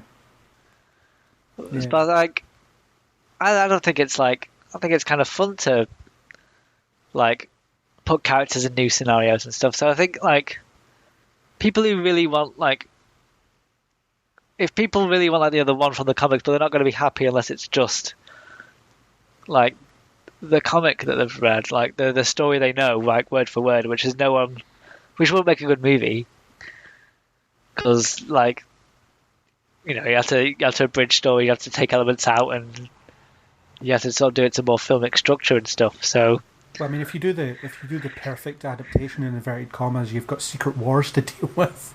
Then he has to get the black suit on Battle World and then come back, and yeah. Yeah, so there's too much. So I think you can try and hope for, like, you want like a Heath Ledger Joker, don't you? It's enough of like the Joker that people like from the comics. Is that unpredictability that people who know the Joker like, but he's also a compelling enough villain so that movie like standard moviegoers or people who just watch like the films will also enjoy. So it's trying to get that middle ground. So whether or not it doesn't look like Tom Hardy's going to be that one, but then again, I don't think I've read any like neutral opinion on it. All the opinion on the internet is like, oh, it's going to be terrible. So it's hard to sort of get an impartial judgment, really. I mean, my thing about it, when you sort of talk about the standalone Joker film, I can kind of see where you're coming from, and I suppose it does have this potential where you go, okay, we've got this character that's normally all tied up in this other universe, all locked in. However, if we free it from all that entanglement, we can do almost whatever we want with it, and as long as the fans detach the two, then I suppose it could work. In some weird twisted way. If you break all of this apart, you'd sort of split him off from Spider-Man and just put him in a universe of his own, maybe they can do something interesting with it, as long as the fans that watch are willing to detach the two. I think the problem is they'll be too tempted to try and tie it all together, in which case it's never going to get that free point of view where they can do whatever they want with it, and it's never going to get that attachment that the fans are maybe going to want to watch. So it ends up in this sort of no man's land in between, where it's not going to be able to tie itself in enough to have references, and it's not going to be able to be free enough in order to maybe do something interesting with it. Yeah. And it sort of leaves it stranded at that point. Yeah, I think my major issue with this version of Venom that we're getting in a couple of weeks is the character exists because of Spider-Man, right? It's an important part of his origin story. This is why, as much as I don't want to see it, a Kraven the Hunter movie might work a bit better, even though I don't know what this film will be about, because he doesn't exist because of Spider-Man. Spider-Man has nothing to do with his setup. It's just someone he eventually encounters. So, you have characters that you could feasibly spin off without mentioning Spider-Man. Black Cat, for instance, her origin has nothing to do with him. It's it's a separate issue. But so you've got things like so Venom exists because of Spider-Man. We were talking about on a previous podcast. We were talking about this character that's going to be in Supergirl, whose name escapes me, who they've completely changed other than his name. And the creator of the character is like, what the hell are you doing? This is ridiculous. You have no imagination whatsoever. You're just taking this name and corrupting it and whatever else. He's clearly very upset about this adaptation that he has nothing to do with and whatever else. But I think for Venom to work, a big part of his motivation, his powers are Spider-Man's powers. He has that big iconic white spider on his chest, as well as everything else. And none of that's there. This is why I don't like the ultimate version of Venom, because it divorces itself so much from that kind of setup. The alien is important, which I think they're preserving in the new film, which is fine. But again, it's supposed to come from somewhere. It's supposed to latch on to Spider-Man's abilities and take it on. And maybe this change will be a good one. Maybe it won't. I don't know. But the fact that we're not getting him in the MCU, at least for now, is kind of a shame, because the MCU does a really good job of taking characters that fans of the comics will know very well and just playing around with little bits and pieces of them. I mean, their best villains are culminations of different villains. They take different elements from different ones. It's, Hela is a mix of 2 or 3 different villains, for example, because the original version of the character just ain't that interesting. Vulture and Spider-Man is a mixture of a couple of people as well, and they could really do something with Eddie Brock that would be interesting. And I almost feel like the MCU version of Eddie Brock would be, he's a classmate who doesn't like Peter Parker, or feels like Peter Parker gets too much attention, and he becomes Venom later on, and it would be kind of similar to this. I feel like they would do that. I just don't know how it would fit tonally with the MCU. I mean, like I've said already, I mean, I don't think you're going to get, or you would never get, the sort of brutal version that they appear to be going for from the trailers in the MCU. And in which case, if you get too cuddly a version, or too cut down a version, is it just as bad as the one that we're talking about in Spider-Man 3, where they can't use it to its full potential, so it's just kind of like, why did you do it at all? We have two excellent animated versions of Venom that managed to dodge that problem very, very well. The Hank Azaria, aka Mos Izaak version from the 90s animated show, was very good. Though it's specifically focused on his vendetta against Peter Parker and Spider-Man and the episodes he's in. And the Spectacular Spider-Man version, whose voice actor escapes me, again, it's focused on his relationship to Peter Parker and Spider-Man. So you don't really see any of the, I'm going to go out and just eat people for justice side of things. So, I mean, those things never happen in those universes, because Venom is an extension of Spider-Man's story. See, I don't remember the animated version enough to comment, really, but maybe it's something I should re-look at for sort of Venom. And watch Spectacular Spider-Man, for crying. Just watch the damn thing. Watch that, alright, okay. I will pimp that show until the day I die. Honestly. Love it so much. So, I guess the answer to that, in short, is we don't know. We don't know what we're getting. And maybe maybe we'll get a version that's close enough to the source material. I might be pleasantly surprised when I watch Venom in a couple of weeks. I'm certainly ready for it. I want to be. I want to enjoy it. It's just before we move house as well, Izaak, isn't it? Yeah. It's out that Friday. 2 days before we move house. Exciting. Should we do our last two questions while we're at it in the question and answer segment? Yeah. Go for it. Yeah. Cool. Stephen Loudon also asks, Spider-Man 3 deals with three major stories from Spider-Man's long history. So that's Harry as the Goblin, sort of, Sandman as Sandman, the black suit. So it's really four. And then the fourth one would be Venom. So the black suit is, to me, a separate story from Venom.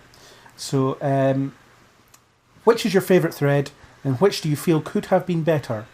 It's quite an easy question. My favourite is Harry. I think Harry is... There's not much wrong with the Harry plot in this film, other than the bout of amnesia. Where he gets taken to hospital and it's like, you need to sign this release form and then you can collect your flying surfboard and, weapons, that we've got through the back here. The amnesia stuff is a bit weird, but he is quite well done. Other than the fact that he says, MJ, you're going to break up with Peter, and then that's about it. I don't know why we need you to do that. And especially when they have that break up on the walkover bridge in the park. And instead of saying, hey, Harry's over there behind that tree, go beat the crap out of him. He's back. He has his memories back. Go, get him while he's not expecting it. She's like, oh no, I have to break up with you because there's someone else, and he cries in a really comical way. And that part I don't like. But I really like the fight they have in his house. That's just a punch-up. I really like that part. And then I really like that at the end, Harry realises he was my friend all along. After his butler's like, oh yeah, there's this stuff I didn't tell you about, by the way. Norman was totally the Green Goblin and killed himself. I forgot to mention that. I'll just get my things. I'm fired, aren't I? Yeah. But where he does realise that Peter's his friend and then gives his life for him, that's a really good ending to that story. Yeah, I agree with you. I think the best of those plots is the Harry plot, and I have the exact same problems with you. The bout of amnesia, I could have done without that.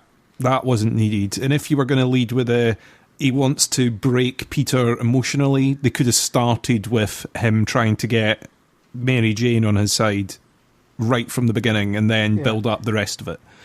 I think that would have been a good play for it.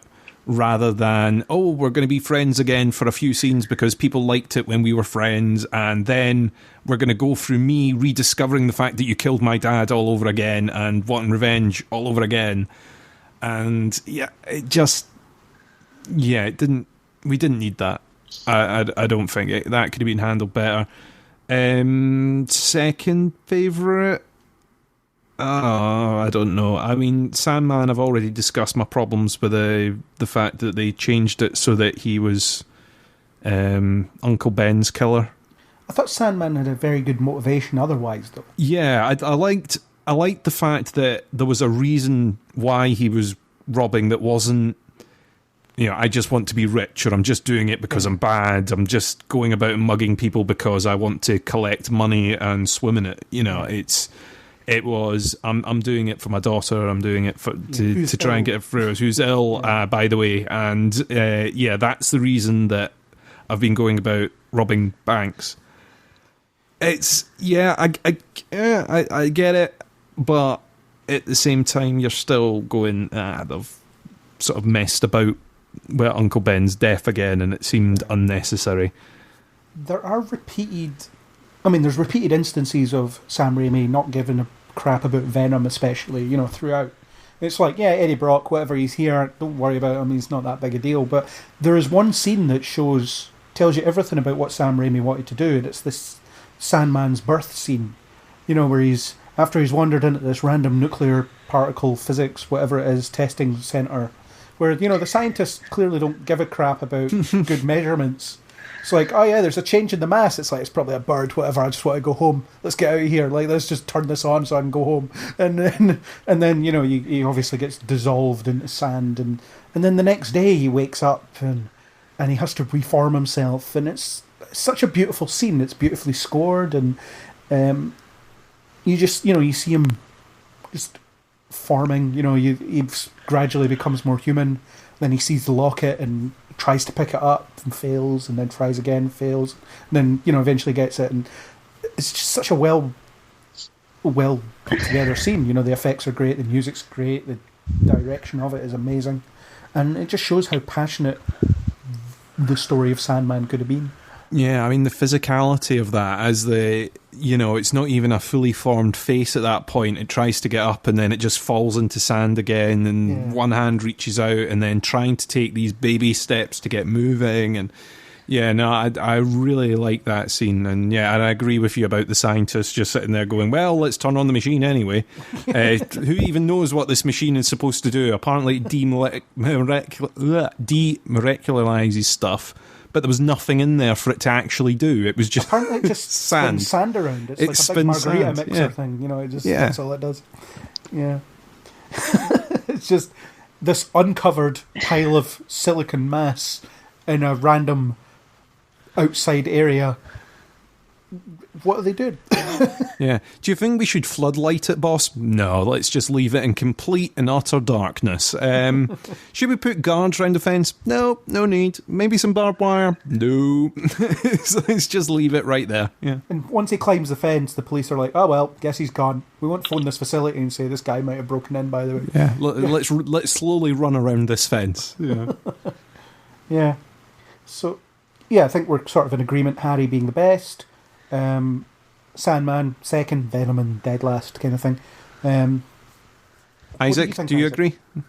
I think I'd probably put Venom. I'd probably put Sandman last because his story it feels the most sort of. I know it's like not supposed to be tacked on, but it feels the most tacked on because it's the most like separated. It's the most chopped up one. So you get that weird intro with the magic science experiment, and then you see him again like in a sand truck thingy fighting some policemen later on, and then he has like a fight with Spider-Man in the underground, and it's a bit heavy-handed and thrown in. It feels like maybe you could, I don't know, you could probably take Sandman out. If you wanted to do like a Venom, have Venom in the film, maybe just get rid of Sandman and have Harry Osborn and Venom. I do think that the Harry, like, it's sort of like I don't know if it could be done when I was watching the third one, but I'd say it's a lot of dead people to work out not to put like spikes on front of your hoverboard. Like, sort of, like, if, what's he called? What's the dad Osborn called? Norman. Norman. So Norman Osborn gets impaled by his own front-facing spikes on his skateboard thing, and then, like, the same fate falls on Harry. It's like, don't build anything. Just don't build any as a sort of a public service message to everyone. Just don't put any huge spikes on the front of your vehicle, especially if it's like fast moving and you're only standing on it. Like, you're only standing on it with 2 feet. It's not like it's not a roll cage or anything. But yeah, so I think Harry Osborn's story is the best, but that's more to do with Spider-Man 1 and 2 than it is Spider-Man 3. Just because he was like the setup, he's the one that we know, and he's set up beforehand. And Sandman, you could probably take him out of the movie, I think, and then Venom being middle. Is it just me that wants a separate podcast of Izaak villain health and safety reviews? Yeah, I'll just go through them all. Yeah. I've carried out a risk assessment, and it turns out. Yeah. Okay. I've carried out a risk assessment, and turns out your gas Mysterio is aggravating your asthma, so you probably shouldn't use that. Yeah. You totally shouldn't. And by the way, Doc Ock, every time you operate your arms, I want lights, beacons, and noise to say that the arms are about to move, so that people can clear away. And while you're doing it, there should be cones around you to mark off a safe area. Yeah, honestly, pointed out in thingy, Rhino, don't open your front screen to expose your huge baldy head when you're in a massive Rhino costume and loads of policemen are pointing guns at it. I know it's like a sort of, at the end of Amazing Spider-Man 2 when he's like taunting that little kid and he opens up his front bit so you see him and he's like, it's this Spider-Man over. I think you were saying, Craig, like, any sniper could have just taken him out immediately. Yep. So add that on. So we got Rhino sorted. I'm trying to think of some MCU ones. Who have we got? I'll have a think. I'll get at least one MCU risk assessment done before the end of this podcast. We'll revisit this perhaps later. Yeah. So our final question is from Sarah Morrill, who says, "What did you think of emo Tobey Maguire?" Yeah. So it's something I wanted to cover in some detail. So nice. Can we call him Emo Maguire instead of Emo Toby? Yes, we can. Although that's a bit hard to say, as you just proved. Yeah. Yeah. So, emo Spider-Man, emo Peter, emo... How about whatever. Baby Maguire? Baby Maguire. No one puts Baby Maguire in the corner. Yeah. I think it's... a lot of people talk about the dancing down the street part and the jazz bar bit as being really cringeworthy, really terrible, such an insult, such a laughable insult, blah, blah, blah, blah, blah. I disagree with all of that because I think that people forget the fundamental truth of the matter is that Tobey Maguire is playing Peter Parker. And I say that he's playing Peter Parker, I know that's obvious, or it should be obvious, but the black suit is amplifying all these traits, all these negative traits, so he's inspired to show off. He just wants to show off. But Peter Parker ain't cool. Never has been. Unless you're Andrew Garfield's Peter Parker. In which case you're handsome, well-dressed with like a trendy haircut. And that's not Peter Parker. So he's not cool. So he's dancing about the street because he thinks that's cool. It isn't. You just have to look at the reactions of everyone he walks past to see exactly what they think of him. And then there's the bit where he goes into the jazz bar and gives the waitress like $5 or something like that and says, "Go find us some shade." And she just walks away and she's about to laugh. And it's little bits like that. I mean, the scene does end with him beating Mary Jane in the face, that's a bit unnecessarily dark for that moment. But other than that, I think it's perfect that he's just ridiculously arrogant. So he does the emo haircut thing because he thinks that's cool, even though it isn't. Sorry, emos, but it ain't cool. At least as far as I'm concerned. I'm not cool, so whatever. And it's, the bit where he has his feet up on Jameson's desk and Jameson's just looking at him as if to say, "What's this clown doing?" I think it's perfect. I think it's perfect for what they were trying to do. He's not a badass. He's not supposed to be a badass. It's supposed to be... This is wrong. this is wrong, get rid of this. Pretty much just agreeing with Craig. Like, it's all the reactions of the people he's walking past that Mostly sort of women. give it away. Yeah, all these women that he's like sliding up to. He's like, "Hey, look at me, what are you doing?" And they're all like looking at him like he's just the creepiest weird little man ever. And they live in New York, so Yeah. yeah. It's perfect. I think you're right. I mean, it's Peter Parker's idea of being cool, isn't it? So he's, acting like a bit of an idiot while sort of dancing down the street. The fact that he suddenly sort of stands up to Jameson and he's surprised by that, I'll take double the money as well, kind of thing, and gets away with it. I kind of like, it's like suddenly he's all assertive and, out of character. And I think it's all right. I mean, it's generated about 1 million memes since it was created, so, I think we've got to agree with it, haven't we? The best recent one I saw was the gif of him, doing the hand signals, and it's like when you unlock a new suit in Marvel Spider-Man. That's what I'm like. I go for a bit of a strut, I go for a swing about, go beat up some guys. Well, can't you give people the finger guns in the game? You can sort of go along and... No, I think you can. Yeah. No, well, let's I find out. will try and find it on Fimmy, but I'm sure I've seen gifs of it now, so I'll have a look. But so it's great. I think it's really funny as well. It's just that point, and it's weird. It signifies this weird tonal shift as well, because it comes just after he kills Sandman, or thinks he's killed Sandman, and he has that really cringy sort of good riddance as like he dissolves. I mean, he's only like washed up for a bit. He comes back, but so it's after that point, and it's when he goes to speak to Aunt May as well. It's like, oh yeah, I totally killed Sandman. I mean, Spider-Man totally killed Sandman, and she's like, oh, he probably shouldn't have done that. That's extreme. I mean, I miss your uncle too, but nobody deserves to be killed. He's like, oh, if anyone needs me, I'll be dancing on the street. So let's talk about Mary Jane, because we've talked about her as part of Peter Parker's thing, but she annoys the crap out of me in this film. Like, just, jeez, women, get a grip. She walks up and she's like, I'm in this play, it's amazing, and how good was I in this play? Oh, tell me again how great I was. And it's like, right, fair enough, you're excited, it's your opening night, whatever. And then later on she gets cut from the play after a bad review, and it's like, oh, it was just one bad review. It's like, no, it was all the reviews. You're genuinely terrible at this. and it's the bit where she says, this isn't about you, Peter, it's all about me. And she's infuriating, because she's kind of... I mean, she's self-absorbed. I mean, she always has been in the other two films, but I don't like this version of Mary Jane anyway. I don't like the way she's written. I don't think she's a character as such. She's very much a... she's not a character. She's a character's girlfriend. That's the difference, and you might malign the Amazing Spider-Man films, but Gwen Stacy's the best character in them. But this isn't... Mary Jane isn't anything other than something to prop up Peter Parker in some way, and in this film she's just horrific. I think she was better in the earlier films. I think this film is that character, or that portrayal of the character at its worst, really.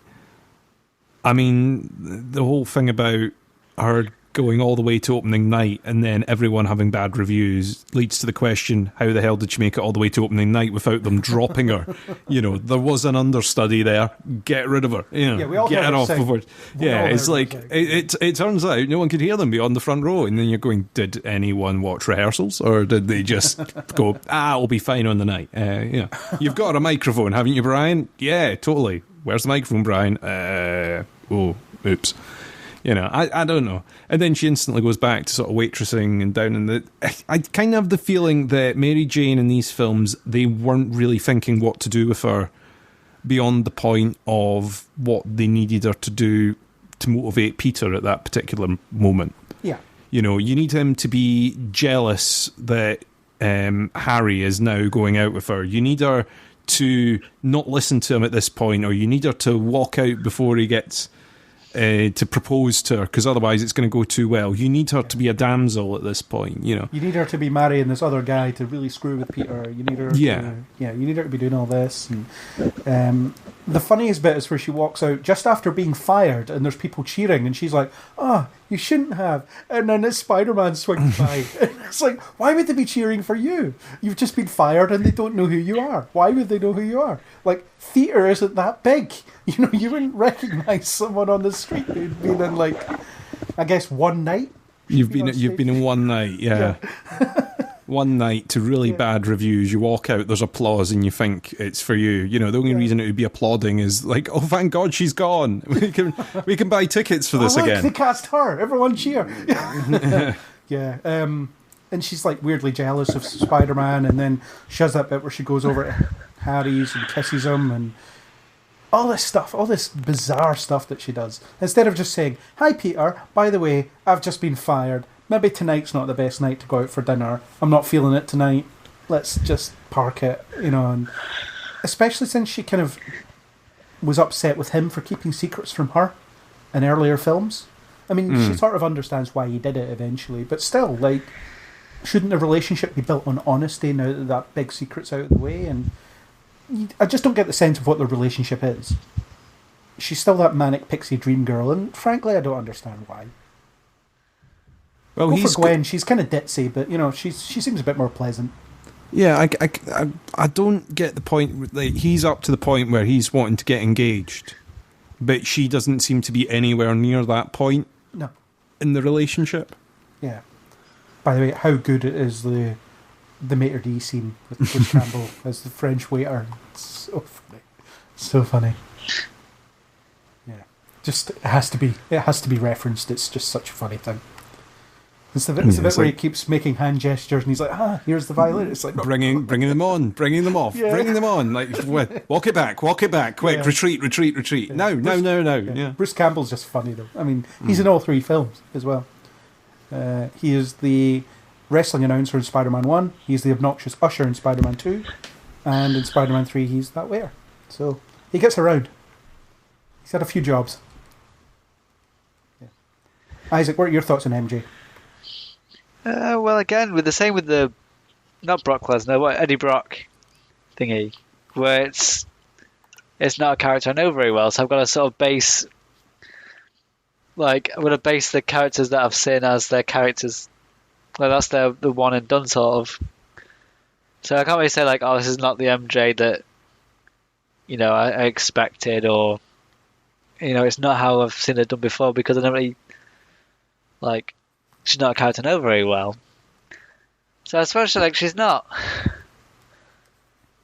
I don't know, she's not. I won't say she's like unlikable, but she's also not very like particularly engaging. She's just sort of, again, she's just another character that's kind of there. And I think, like you were saying, she is written just. She's not written as her own character, but she's more written as a character that reacts to, or Peter can react against. So she's only there to, like, push plot points forward when she's getting married to astronaut Jameson, and like the sort of the love triangle with Peter, Osborn, and her. So she's not really like her own character in these. She is just sort of, she's the, like, just a character that Peter and other people, at least, like, things are sort of reactive against her, or she's there to provide some, like, a little sort of, you know, emotional conflict. Yeah, she's a character's girlfriend. Yeah, that's just it, and that's a lot of what happens in sort of earlier. Well, I mean, the sort of superhero films, you know, the lazier ones, I guess, is you have these characters that only exist to prop up the main character without being a character of their own right. You know, Doctor Strange had that with Christine. Like, there's no real point in that character being there beyond the function that she serves, you know, and they could have done more with her. They had a better actress playing her than they should have for that particular role. And I think Kirsten Dunst is much better than she's allowed to be in these films as well, because of what that character's function is. You know, she makes a joke about it herself, where she just says, all I get to do is scream a lot, and it's what happens in all three films. It ends with her getting kidnapped. She screams a lot. You know, it's a bit redundant after a while, I guess, but Yeah, she just infuriates me in this film. I don't mind her in the other two. I mean, in Spider-Man 2, she doesn't do very much. In the first Spider-Man film, she is the manic pixie dream girl. She's the unattainable. She's the thing that Peter Parker lusts after. But in this film, it's like, yeah, what do we do with her now that they're in a relationship? And they just don't know. So we'll just have her be stroppy and selfish and obnoxious to him. That's the way to do it, I guess. It's that thing of, we can't have them be together because we need them to split up again because that's the continual cycle, you know. They're together, they're not together, they're together, not together, and it just needs to continue in that loop. You can never settle it, otherwise it's, you know, we've got nothing to do. Yeah. And actually, going back to your idea that you talked about where Harry could have just been trying to get MJ on side throughout the film. You know, if you cut out the memory loss crap, then you've got... I've said crap about you in this podcast. If you cut all that out, then you have this, like... Yeah, it's like Harry's trying to use his wealth, influence, and, you know, let's pretend he's charming. I mean, he's still James Franco, but, like, let's pretend he's charming. He is the guy that's gives a review of the pie in that diner that they're in. You know, it's like, how's the pie? And he's like, so good. And then he gives that creepy wink as he disappears when the bus drives past. Such a great moment. You know, but again, it's, like, memorable, but... What you could have had was just Harry trying to win MJ's affections from Peter throughout the film and maybe succeeding a little bit. I don't know, because in the first scene where Peter's at her play and he brings her like a small bunch of flowers or something like that, and it's like, these are from Harry, and it's like dwarfing the room and that kind of stuff. You know, you could have had so much of that. Well, he could have... The thing is, he could have wangled his way in from there. The fact that Peter is almost ignoring her to a point, he could have just listened to her nonsense the whole time and won her over that way. Yeah. Along with, like you say, the influence, the money, the thing, you know, you want to be in a play, I can put on a play. I can be the producer of a play, you'll be a star. He could have done all that to win her over in a way that Peter never could, just to spite him, stab him, and do the twist. And then, along with the goblin stuff, you know, there you go. That's your revenge plot right there. Yeah. And then her discovering the fact that that's what she's been used as. She's been used as a tool to get at Peter. Rather than the not so subtle way they use her as a weapon to get to Peter, you know. You're going to stand on this bridge and you're going to tell him sincerely that you don't love him anymore and that there's another man, and then you're going to walk off, and don't you dare try and give some sort of non-verbal signal that you're doing this against your will, you know, using all that acting skill that you've got because you're an actress. It's you know, it's like, yeah, I think there's other ways they could have done that maybe would have been more interesting. And like you say about the Amazing Spider-Man, as much as they do stuff wrong in some of those films, the Gwen Stacy relationship is miles better than what they did with Mary Jane across the 3 films here. Yeah. Well, those are Gwen Stacy's films. Gwen Stacy, yeah. And I think that, I just think that the MJ she's there because she has to be, and they don't really know what to do with her. You know, they do a much better job with some of the other characters. I mean, Betty Brant, for what she is all right. You know, she's the secretary who Peter kind of had a crush on in the first film a little bit. You know, but you get that bit where he flirts with her in this film, and Jameson says, "That's not the position I hired you for," which is just a great line. And I mean, let's just talk a bit about Jameson. How good! You know, talk about your iconic comic book casting. It doesn't get better than J.K. Simmons, does it? You know, that's why they haven't bothered with him in any other Spider-Man films. They couldn't, could they? I mean, I just keep sort of going through little lists in my head, and I'm like, they're never going to hire someone that good again. That he's spot on. Not just, you know, visually for a start, he's pretty much bob on. And then the character, they just absolutely nailed it. One of the best things about those original 3 films is him. The introduction to him in this, having tablets for his blood pressure and having to keep his temper down, was just brilliant.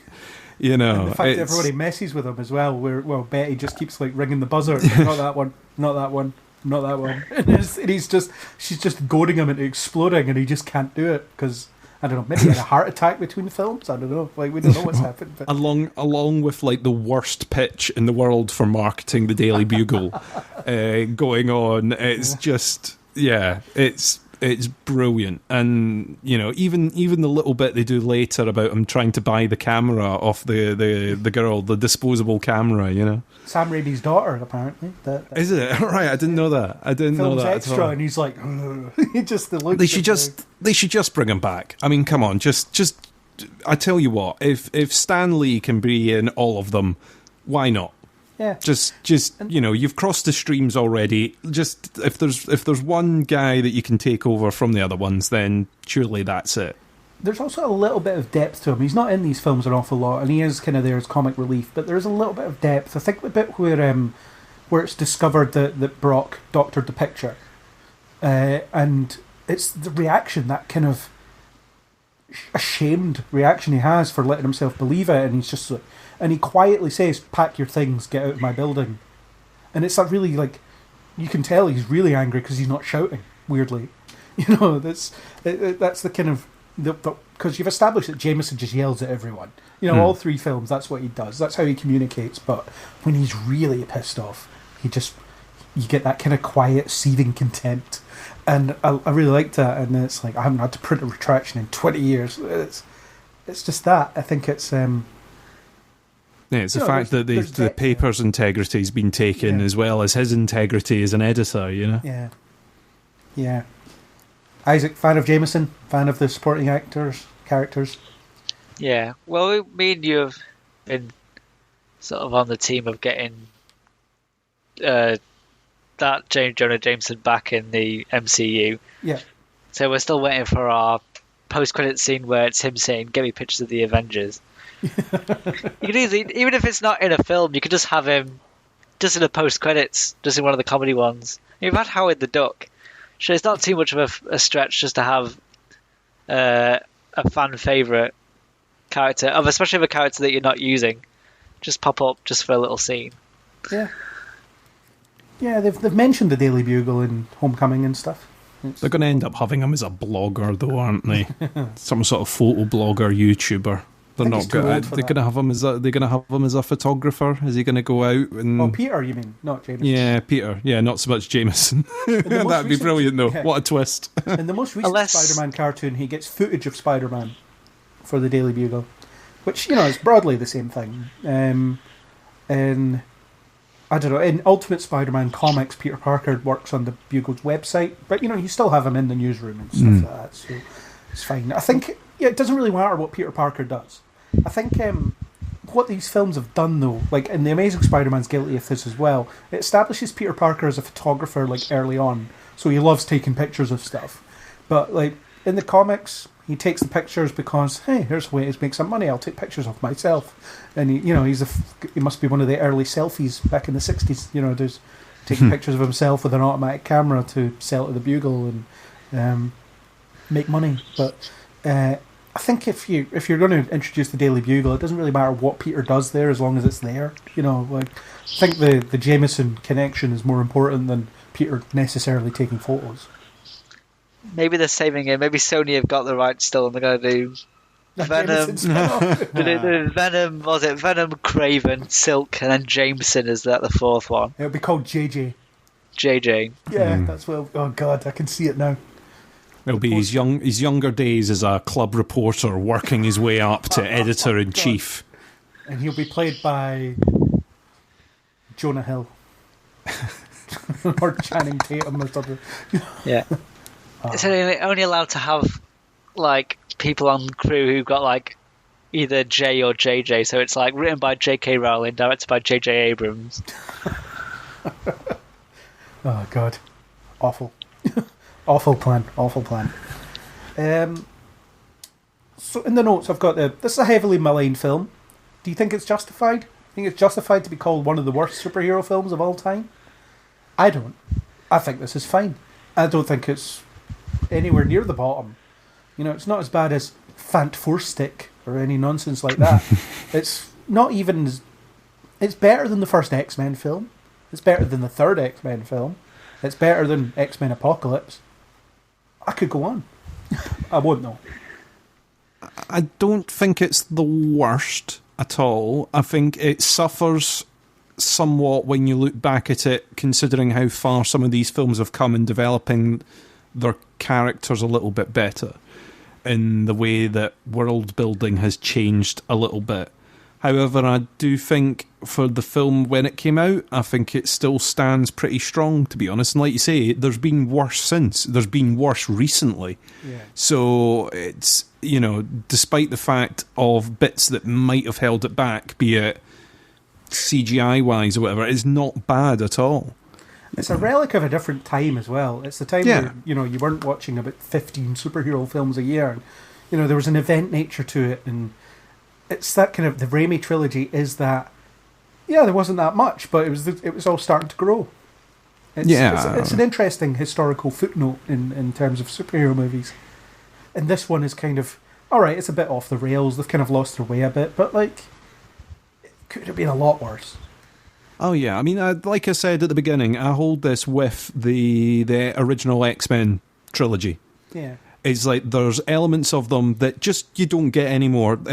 Title sequence. There you go. There's one. Opening credits. What's all that about? Massively long opening credits. It took 3-4 minutes to get into the film because you were seeing a video of the previous films as it's slowly, Spider-Man. Sort of going through the web and all the characters and everyone. You know, Gary the tape guy and Brian on sound and Frank on the boom mic all get credits whooshing in and out. It takes 4 minutes to get into the film. And X-Men did that same thing, and it was stuff that was of the time. Though all those films at that point were doing the exact same thing, where they would do the massively long title sequence and the music and the scores over the top, and it's, you know, they have a bit of they have a similar trajectory to the X-Men films in a sense, and the first one's like okay, the second one is, you know, the one that people talk about, and then the third one is, well, in the case of X-Men 3, a train wreck. But in the case of this one, a lot of people don't like it.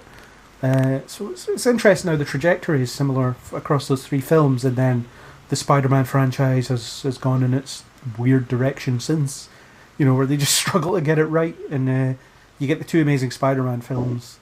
I like the first Amazing Spider-Man film, and one day we'll maybe talk about it. When we get that Lizard spin-off, we'll talk about the first Amazing Spider-Man film. But Amazing Spider-Man 2, I actively dislike that film on several different levels. And one day we'll get to talk about it, and I'll get my hatred out there on the internet for all the year.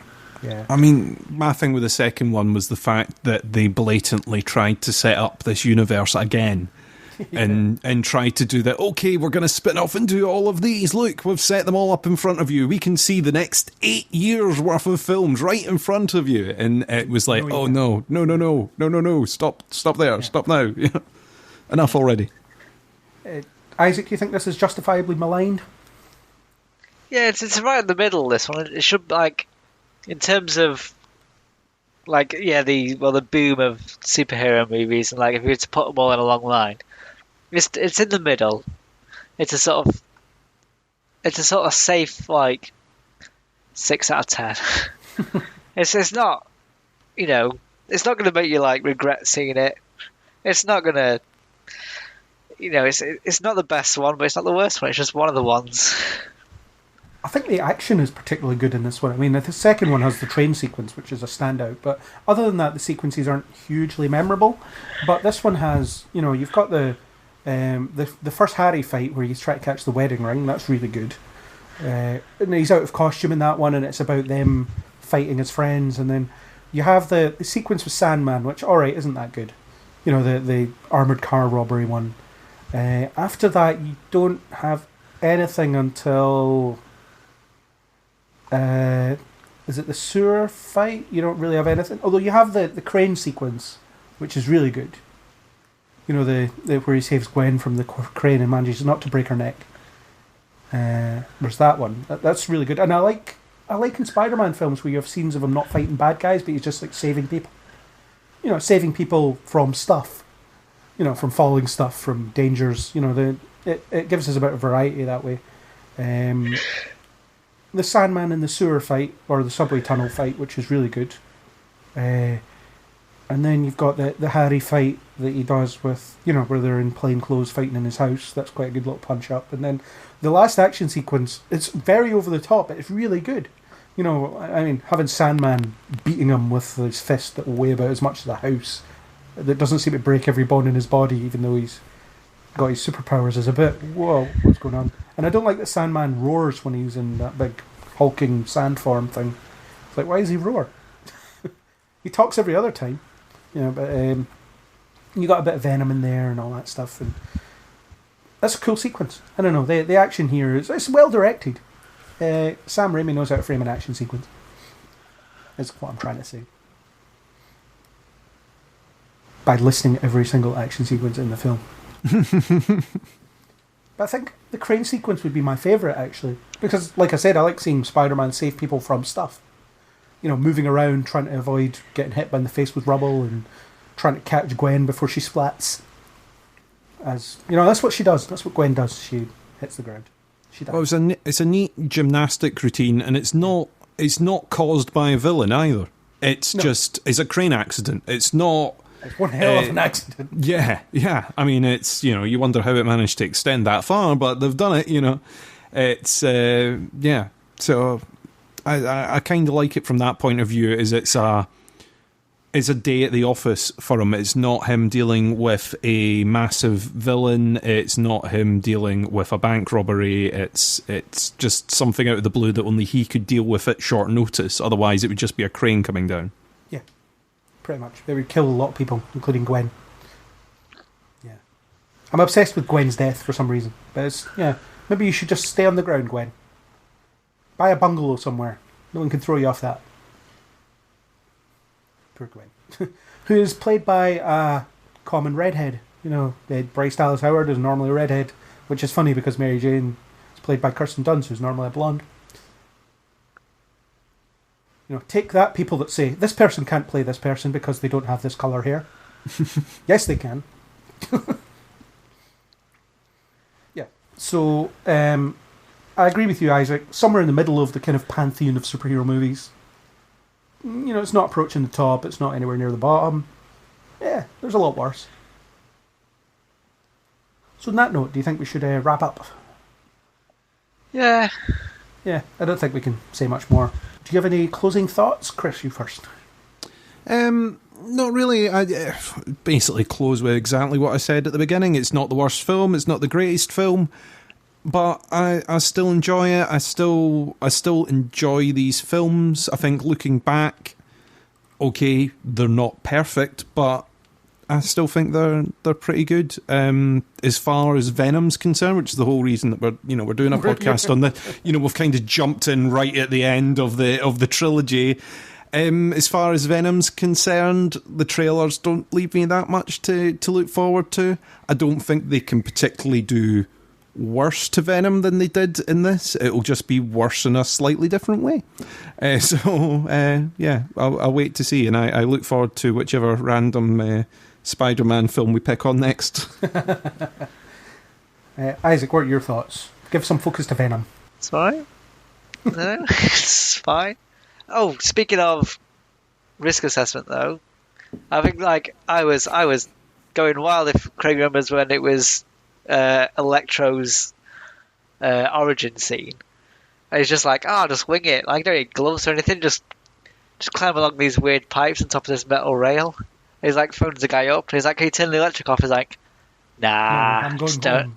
Going home. You just try and plug this thing up with no safety equipment. Don't worry about it. I remember that was a bit of a...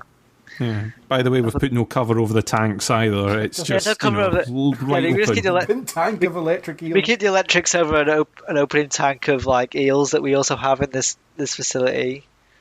That's a bloody safety nightmare. So I was trying to think of other ones, but that's a top one. Amazing Spider-Man 2 you could have one. You could have one per podcast. One per podcast. Yeah. So start off with the big one. That should just put that on first day for all your new electricians and techies. We're just going to show you everything you shouldn't do. Yeah. My closing thoughts are: I like this film. I've always liked this film. I will continue to like this film. I'll defend it to people that say it was crap, because I don't think it's crap. I don't think it's great, but it's not crap. It's just it's in the middle. In terms of what they did to Venom, Venom looks really cool. I think.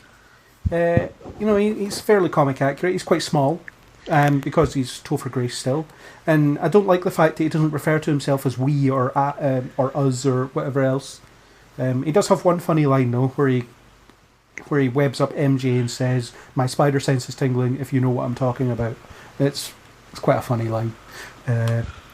Topher Grace is all right. I think Tom Hardy will be better because Tom Hardy he's certainly got the build to be Eddie Brock. You know, Eddie Brock's a big muscly guy in the comics, and Topher Grace is not. But that's not his fault. I suppose it might be his fault. I don't know. Work out more, Topher Grace. What was I saying? Venom, yeah. So Venom looks cool and that's kind of pointless, but we're here to talk about Venom. I think the Venom film, I've said on previous podcasts, it looks terrible. So when we come into a podcast about it, it'll be interesting to see what we think. When we're in our new home, Izaak.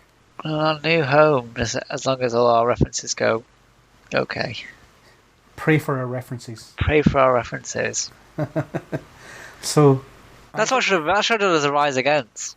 Rise Against having to find several months worth of pay slips. That's a good Rise Against. Yeah, we'll have that as a special one. So Izaak, thank you for joining. No worries. Chris, thank you for joining. You're welcome. And Thwip. That was our discussion of Spider-Man 3. If you liked it, then hit that subscribe button on iTunes, YouTube, or any major podcasting app. iTunes users, leave us those all-important reviews and star ratings. Thanks to YouTubers DSC and Connor Hickling for the supplied music. As always, we hope you join us on the next superior edition of Kneel Before Pod.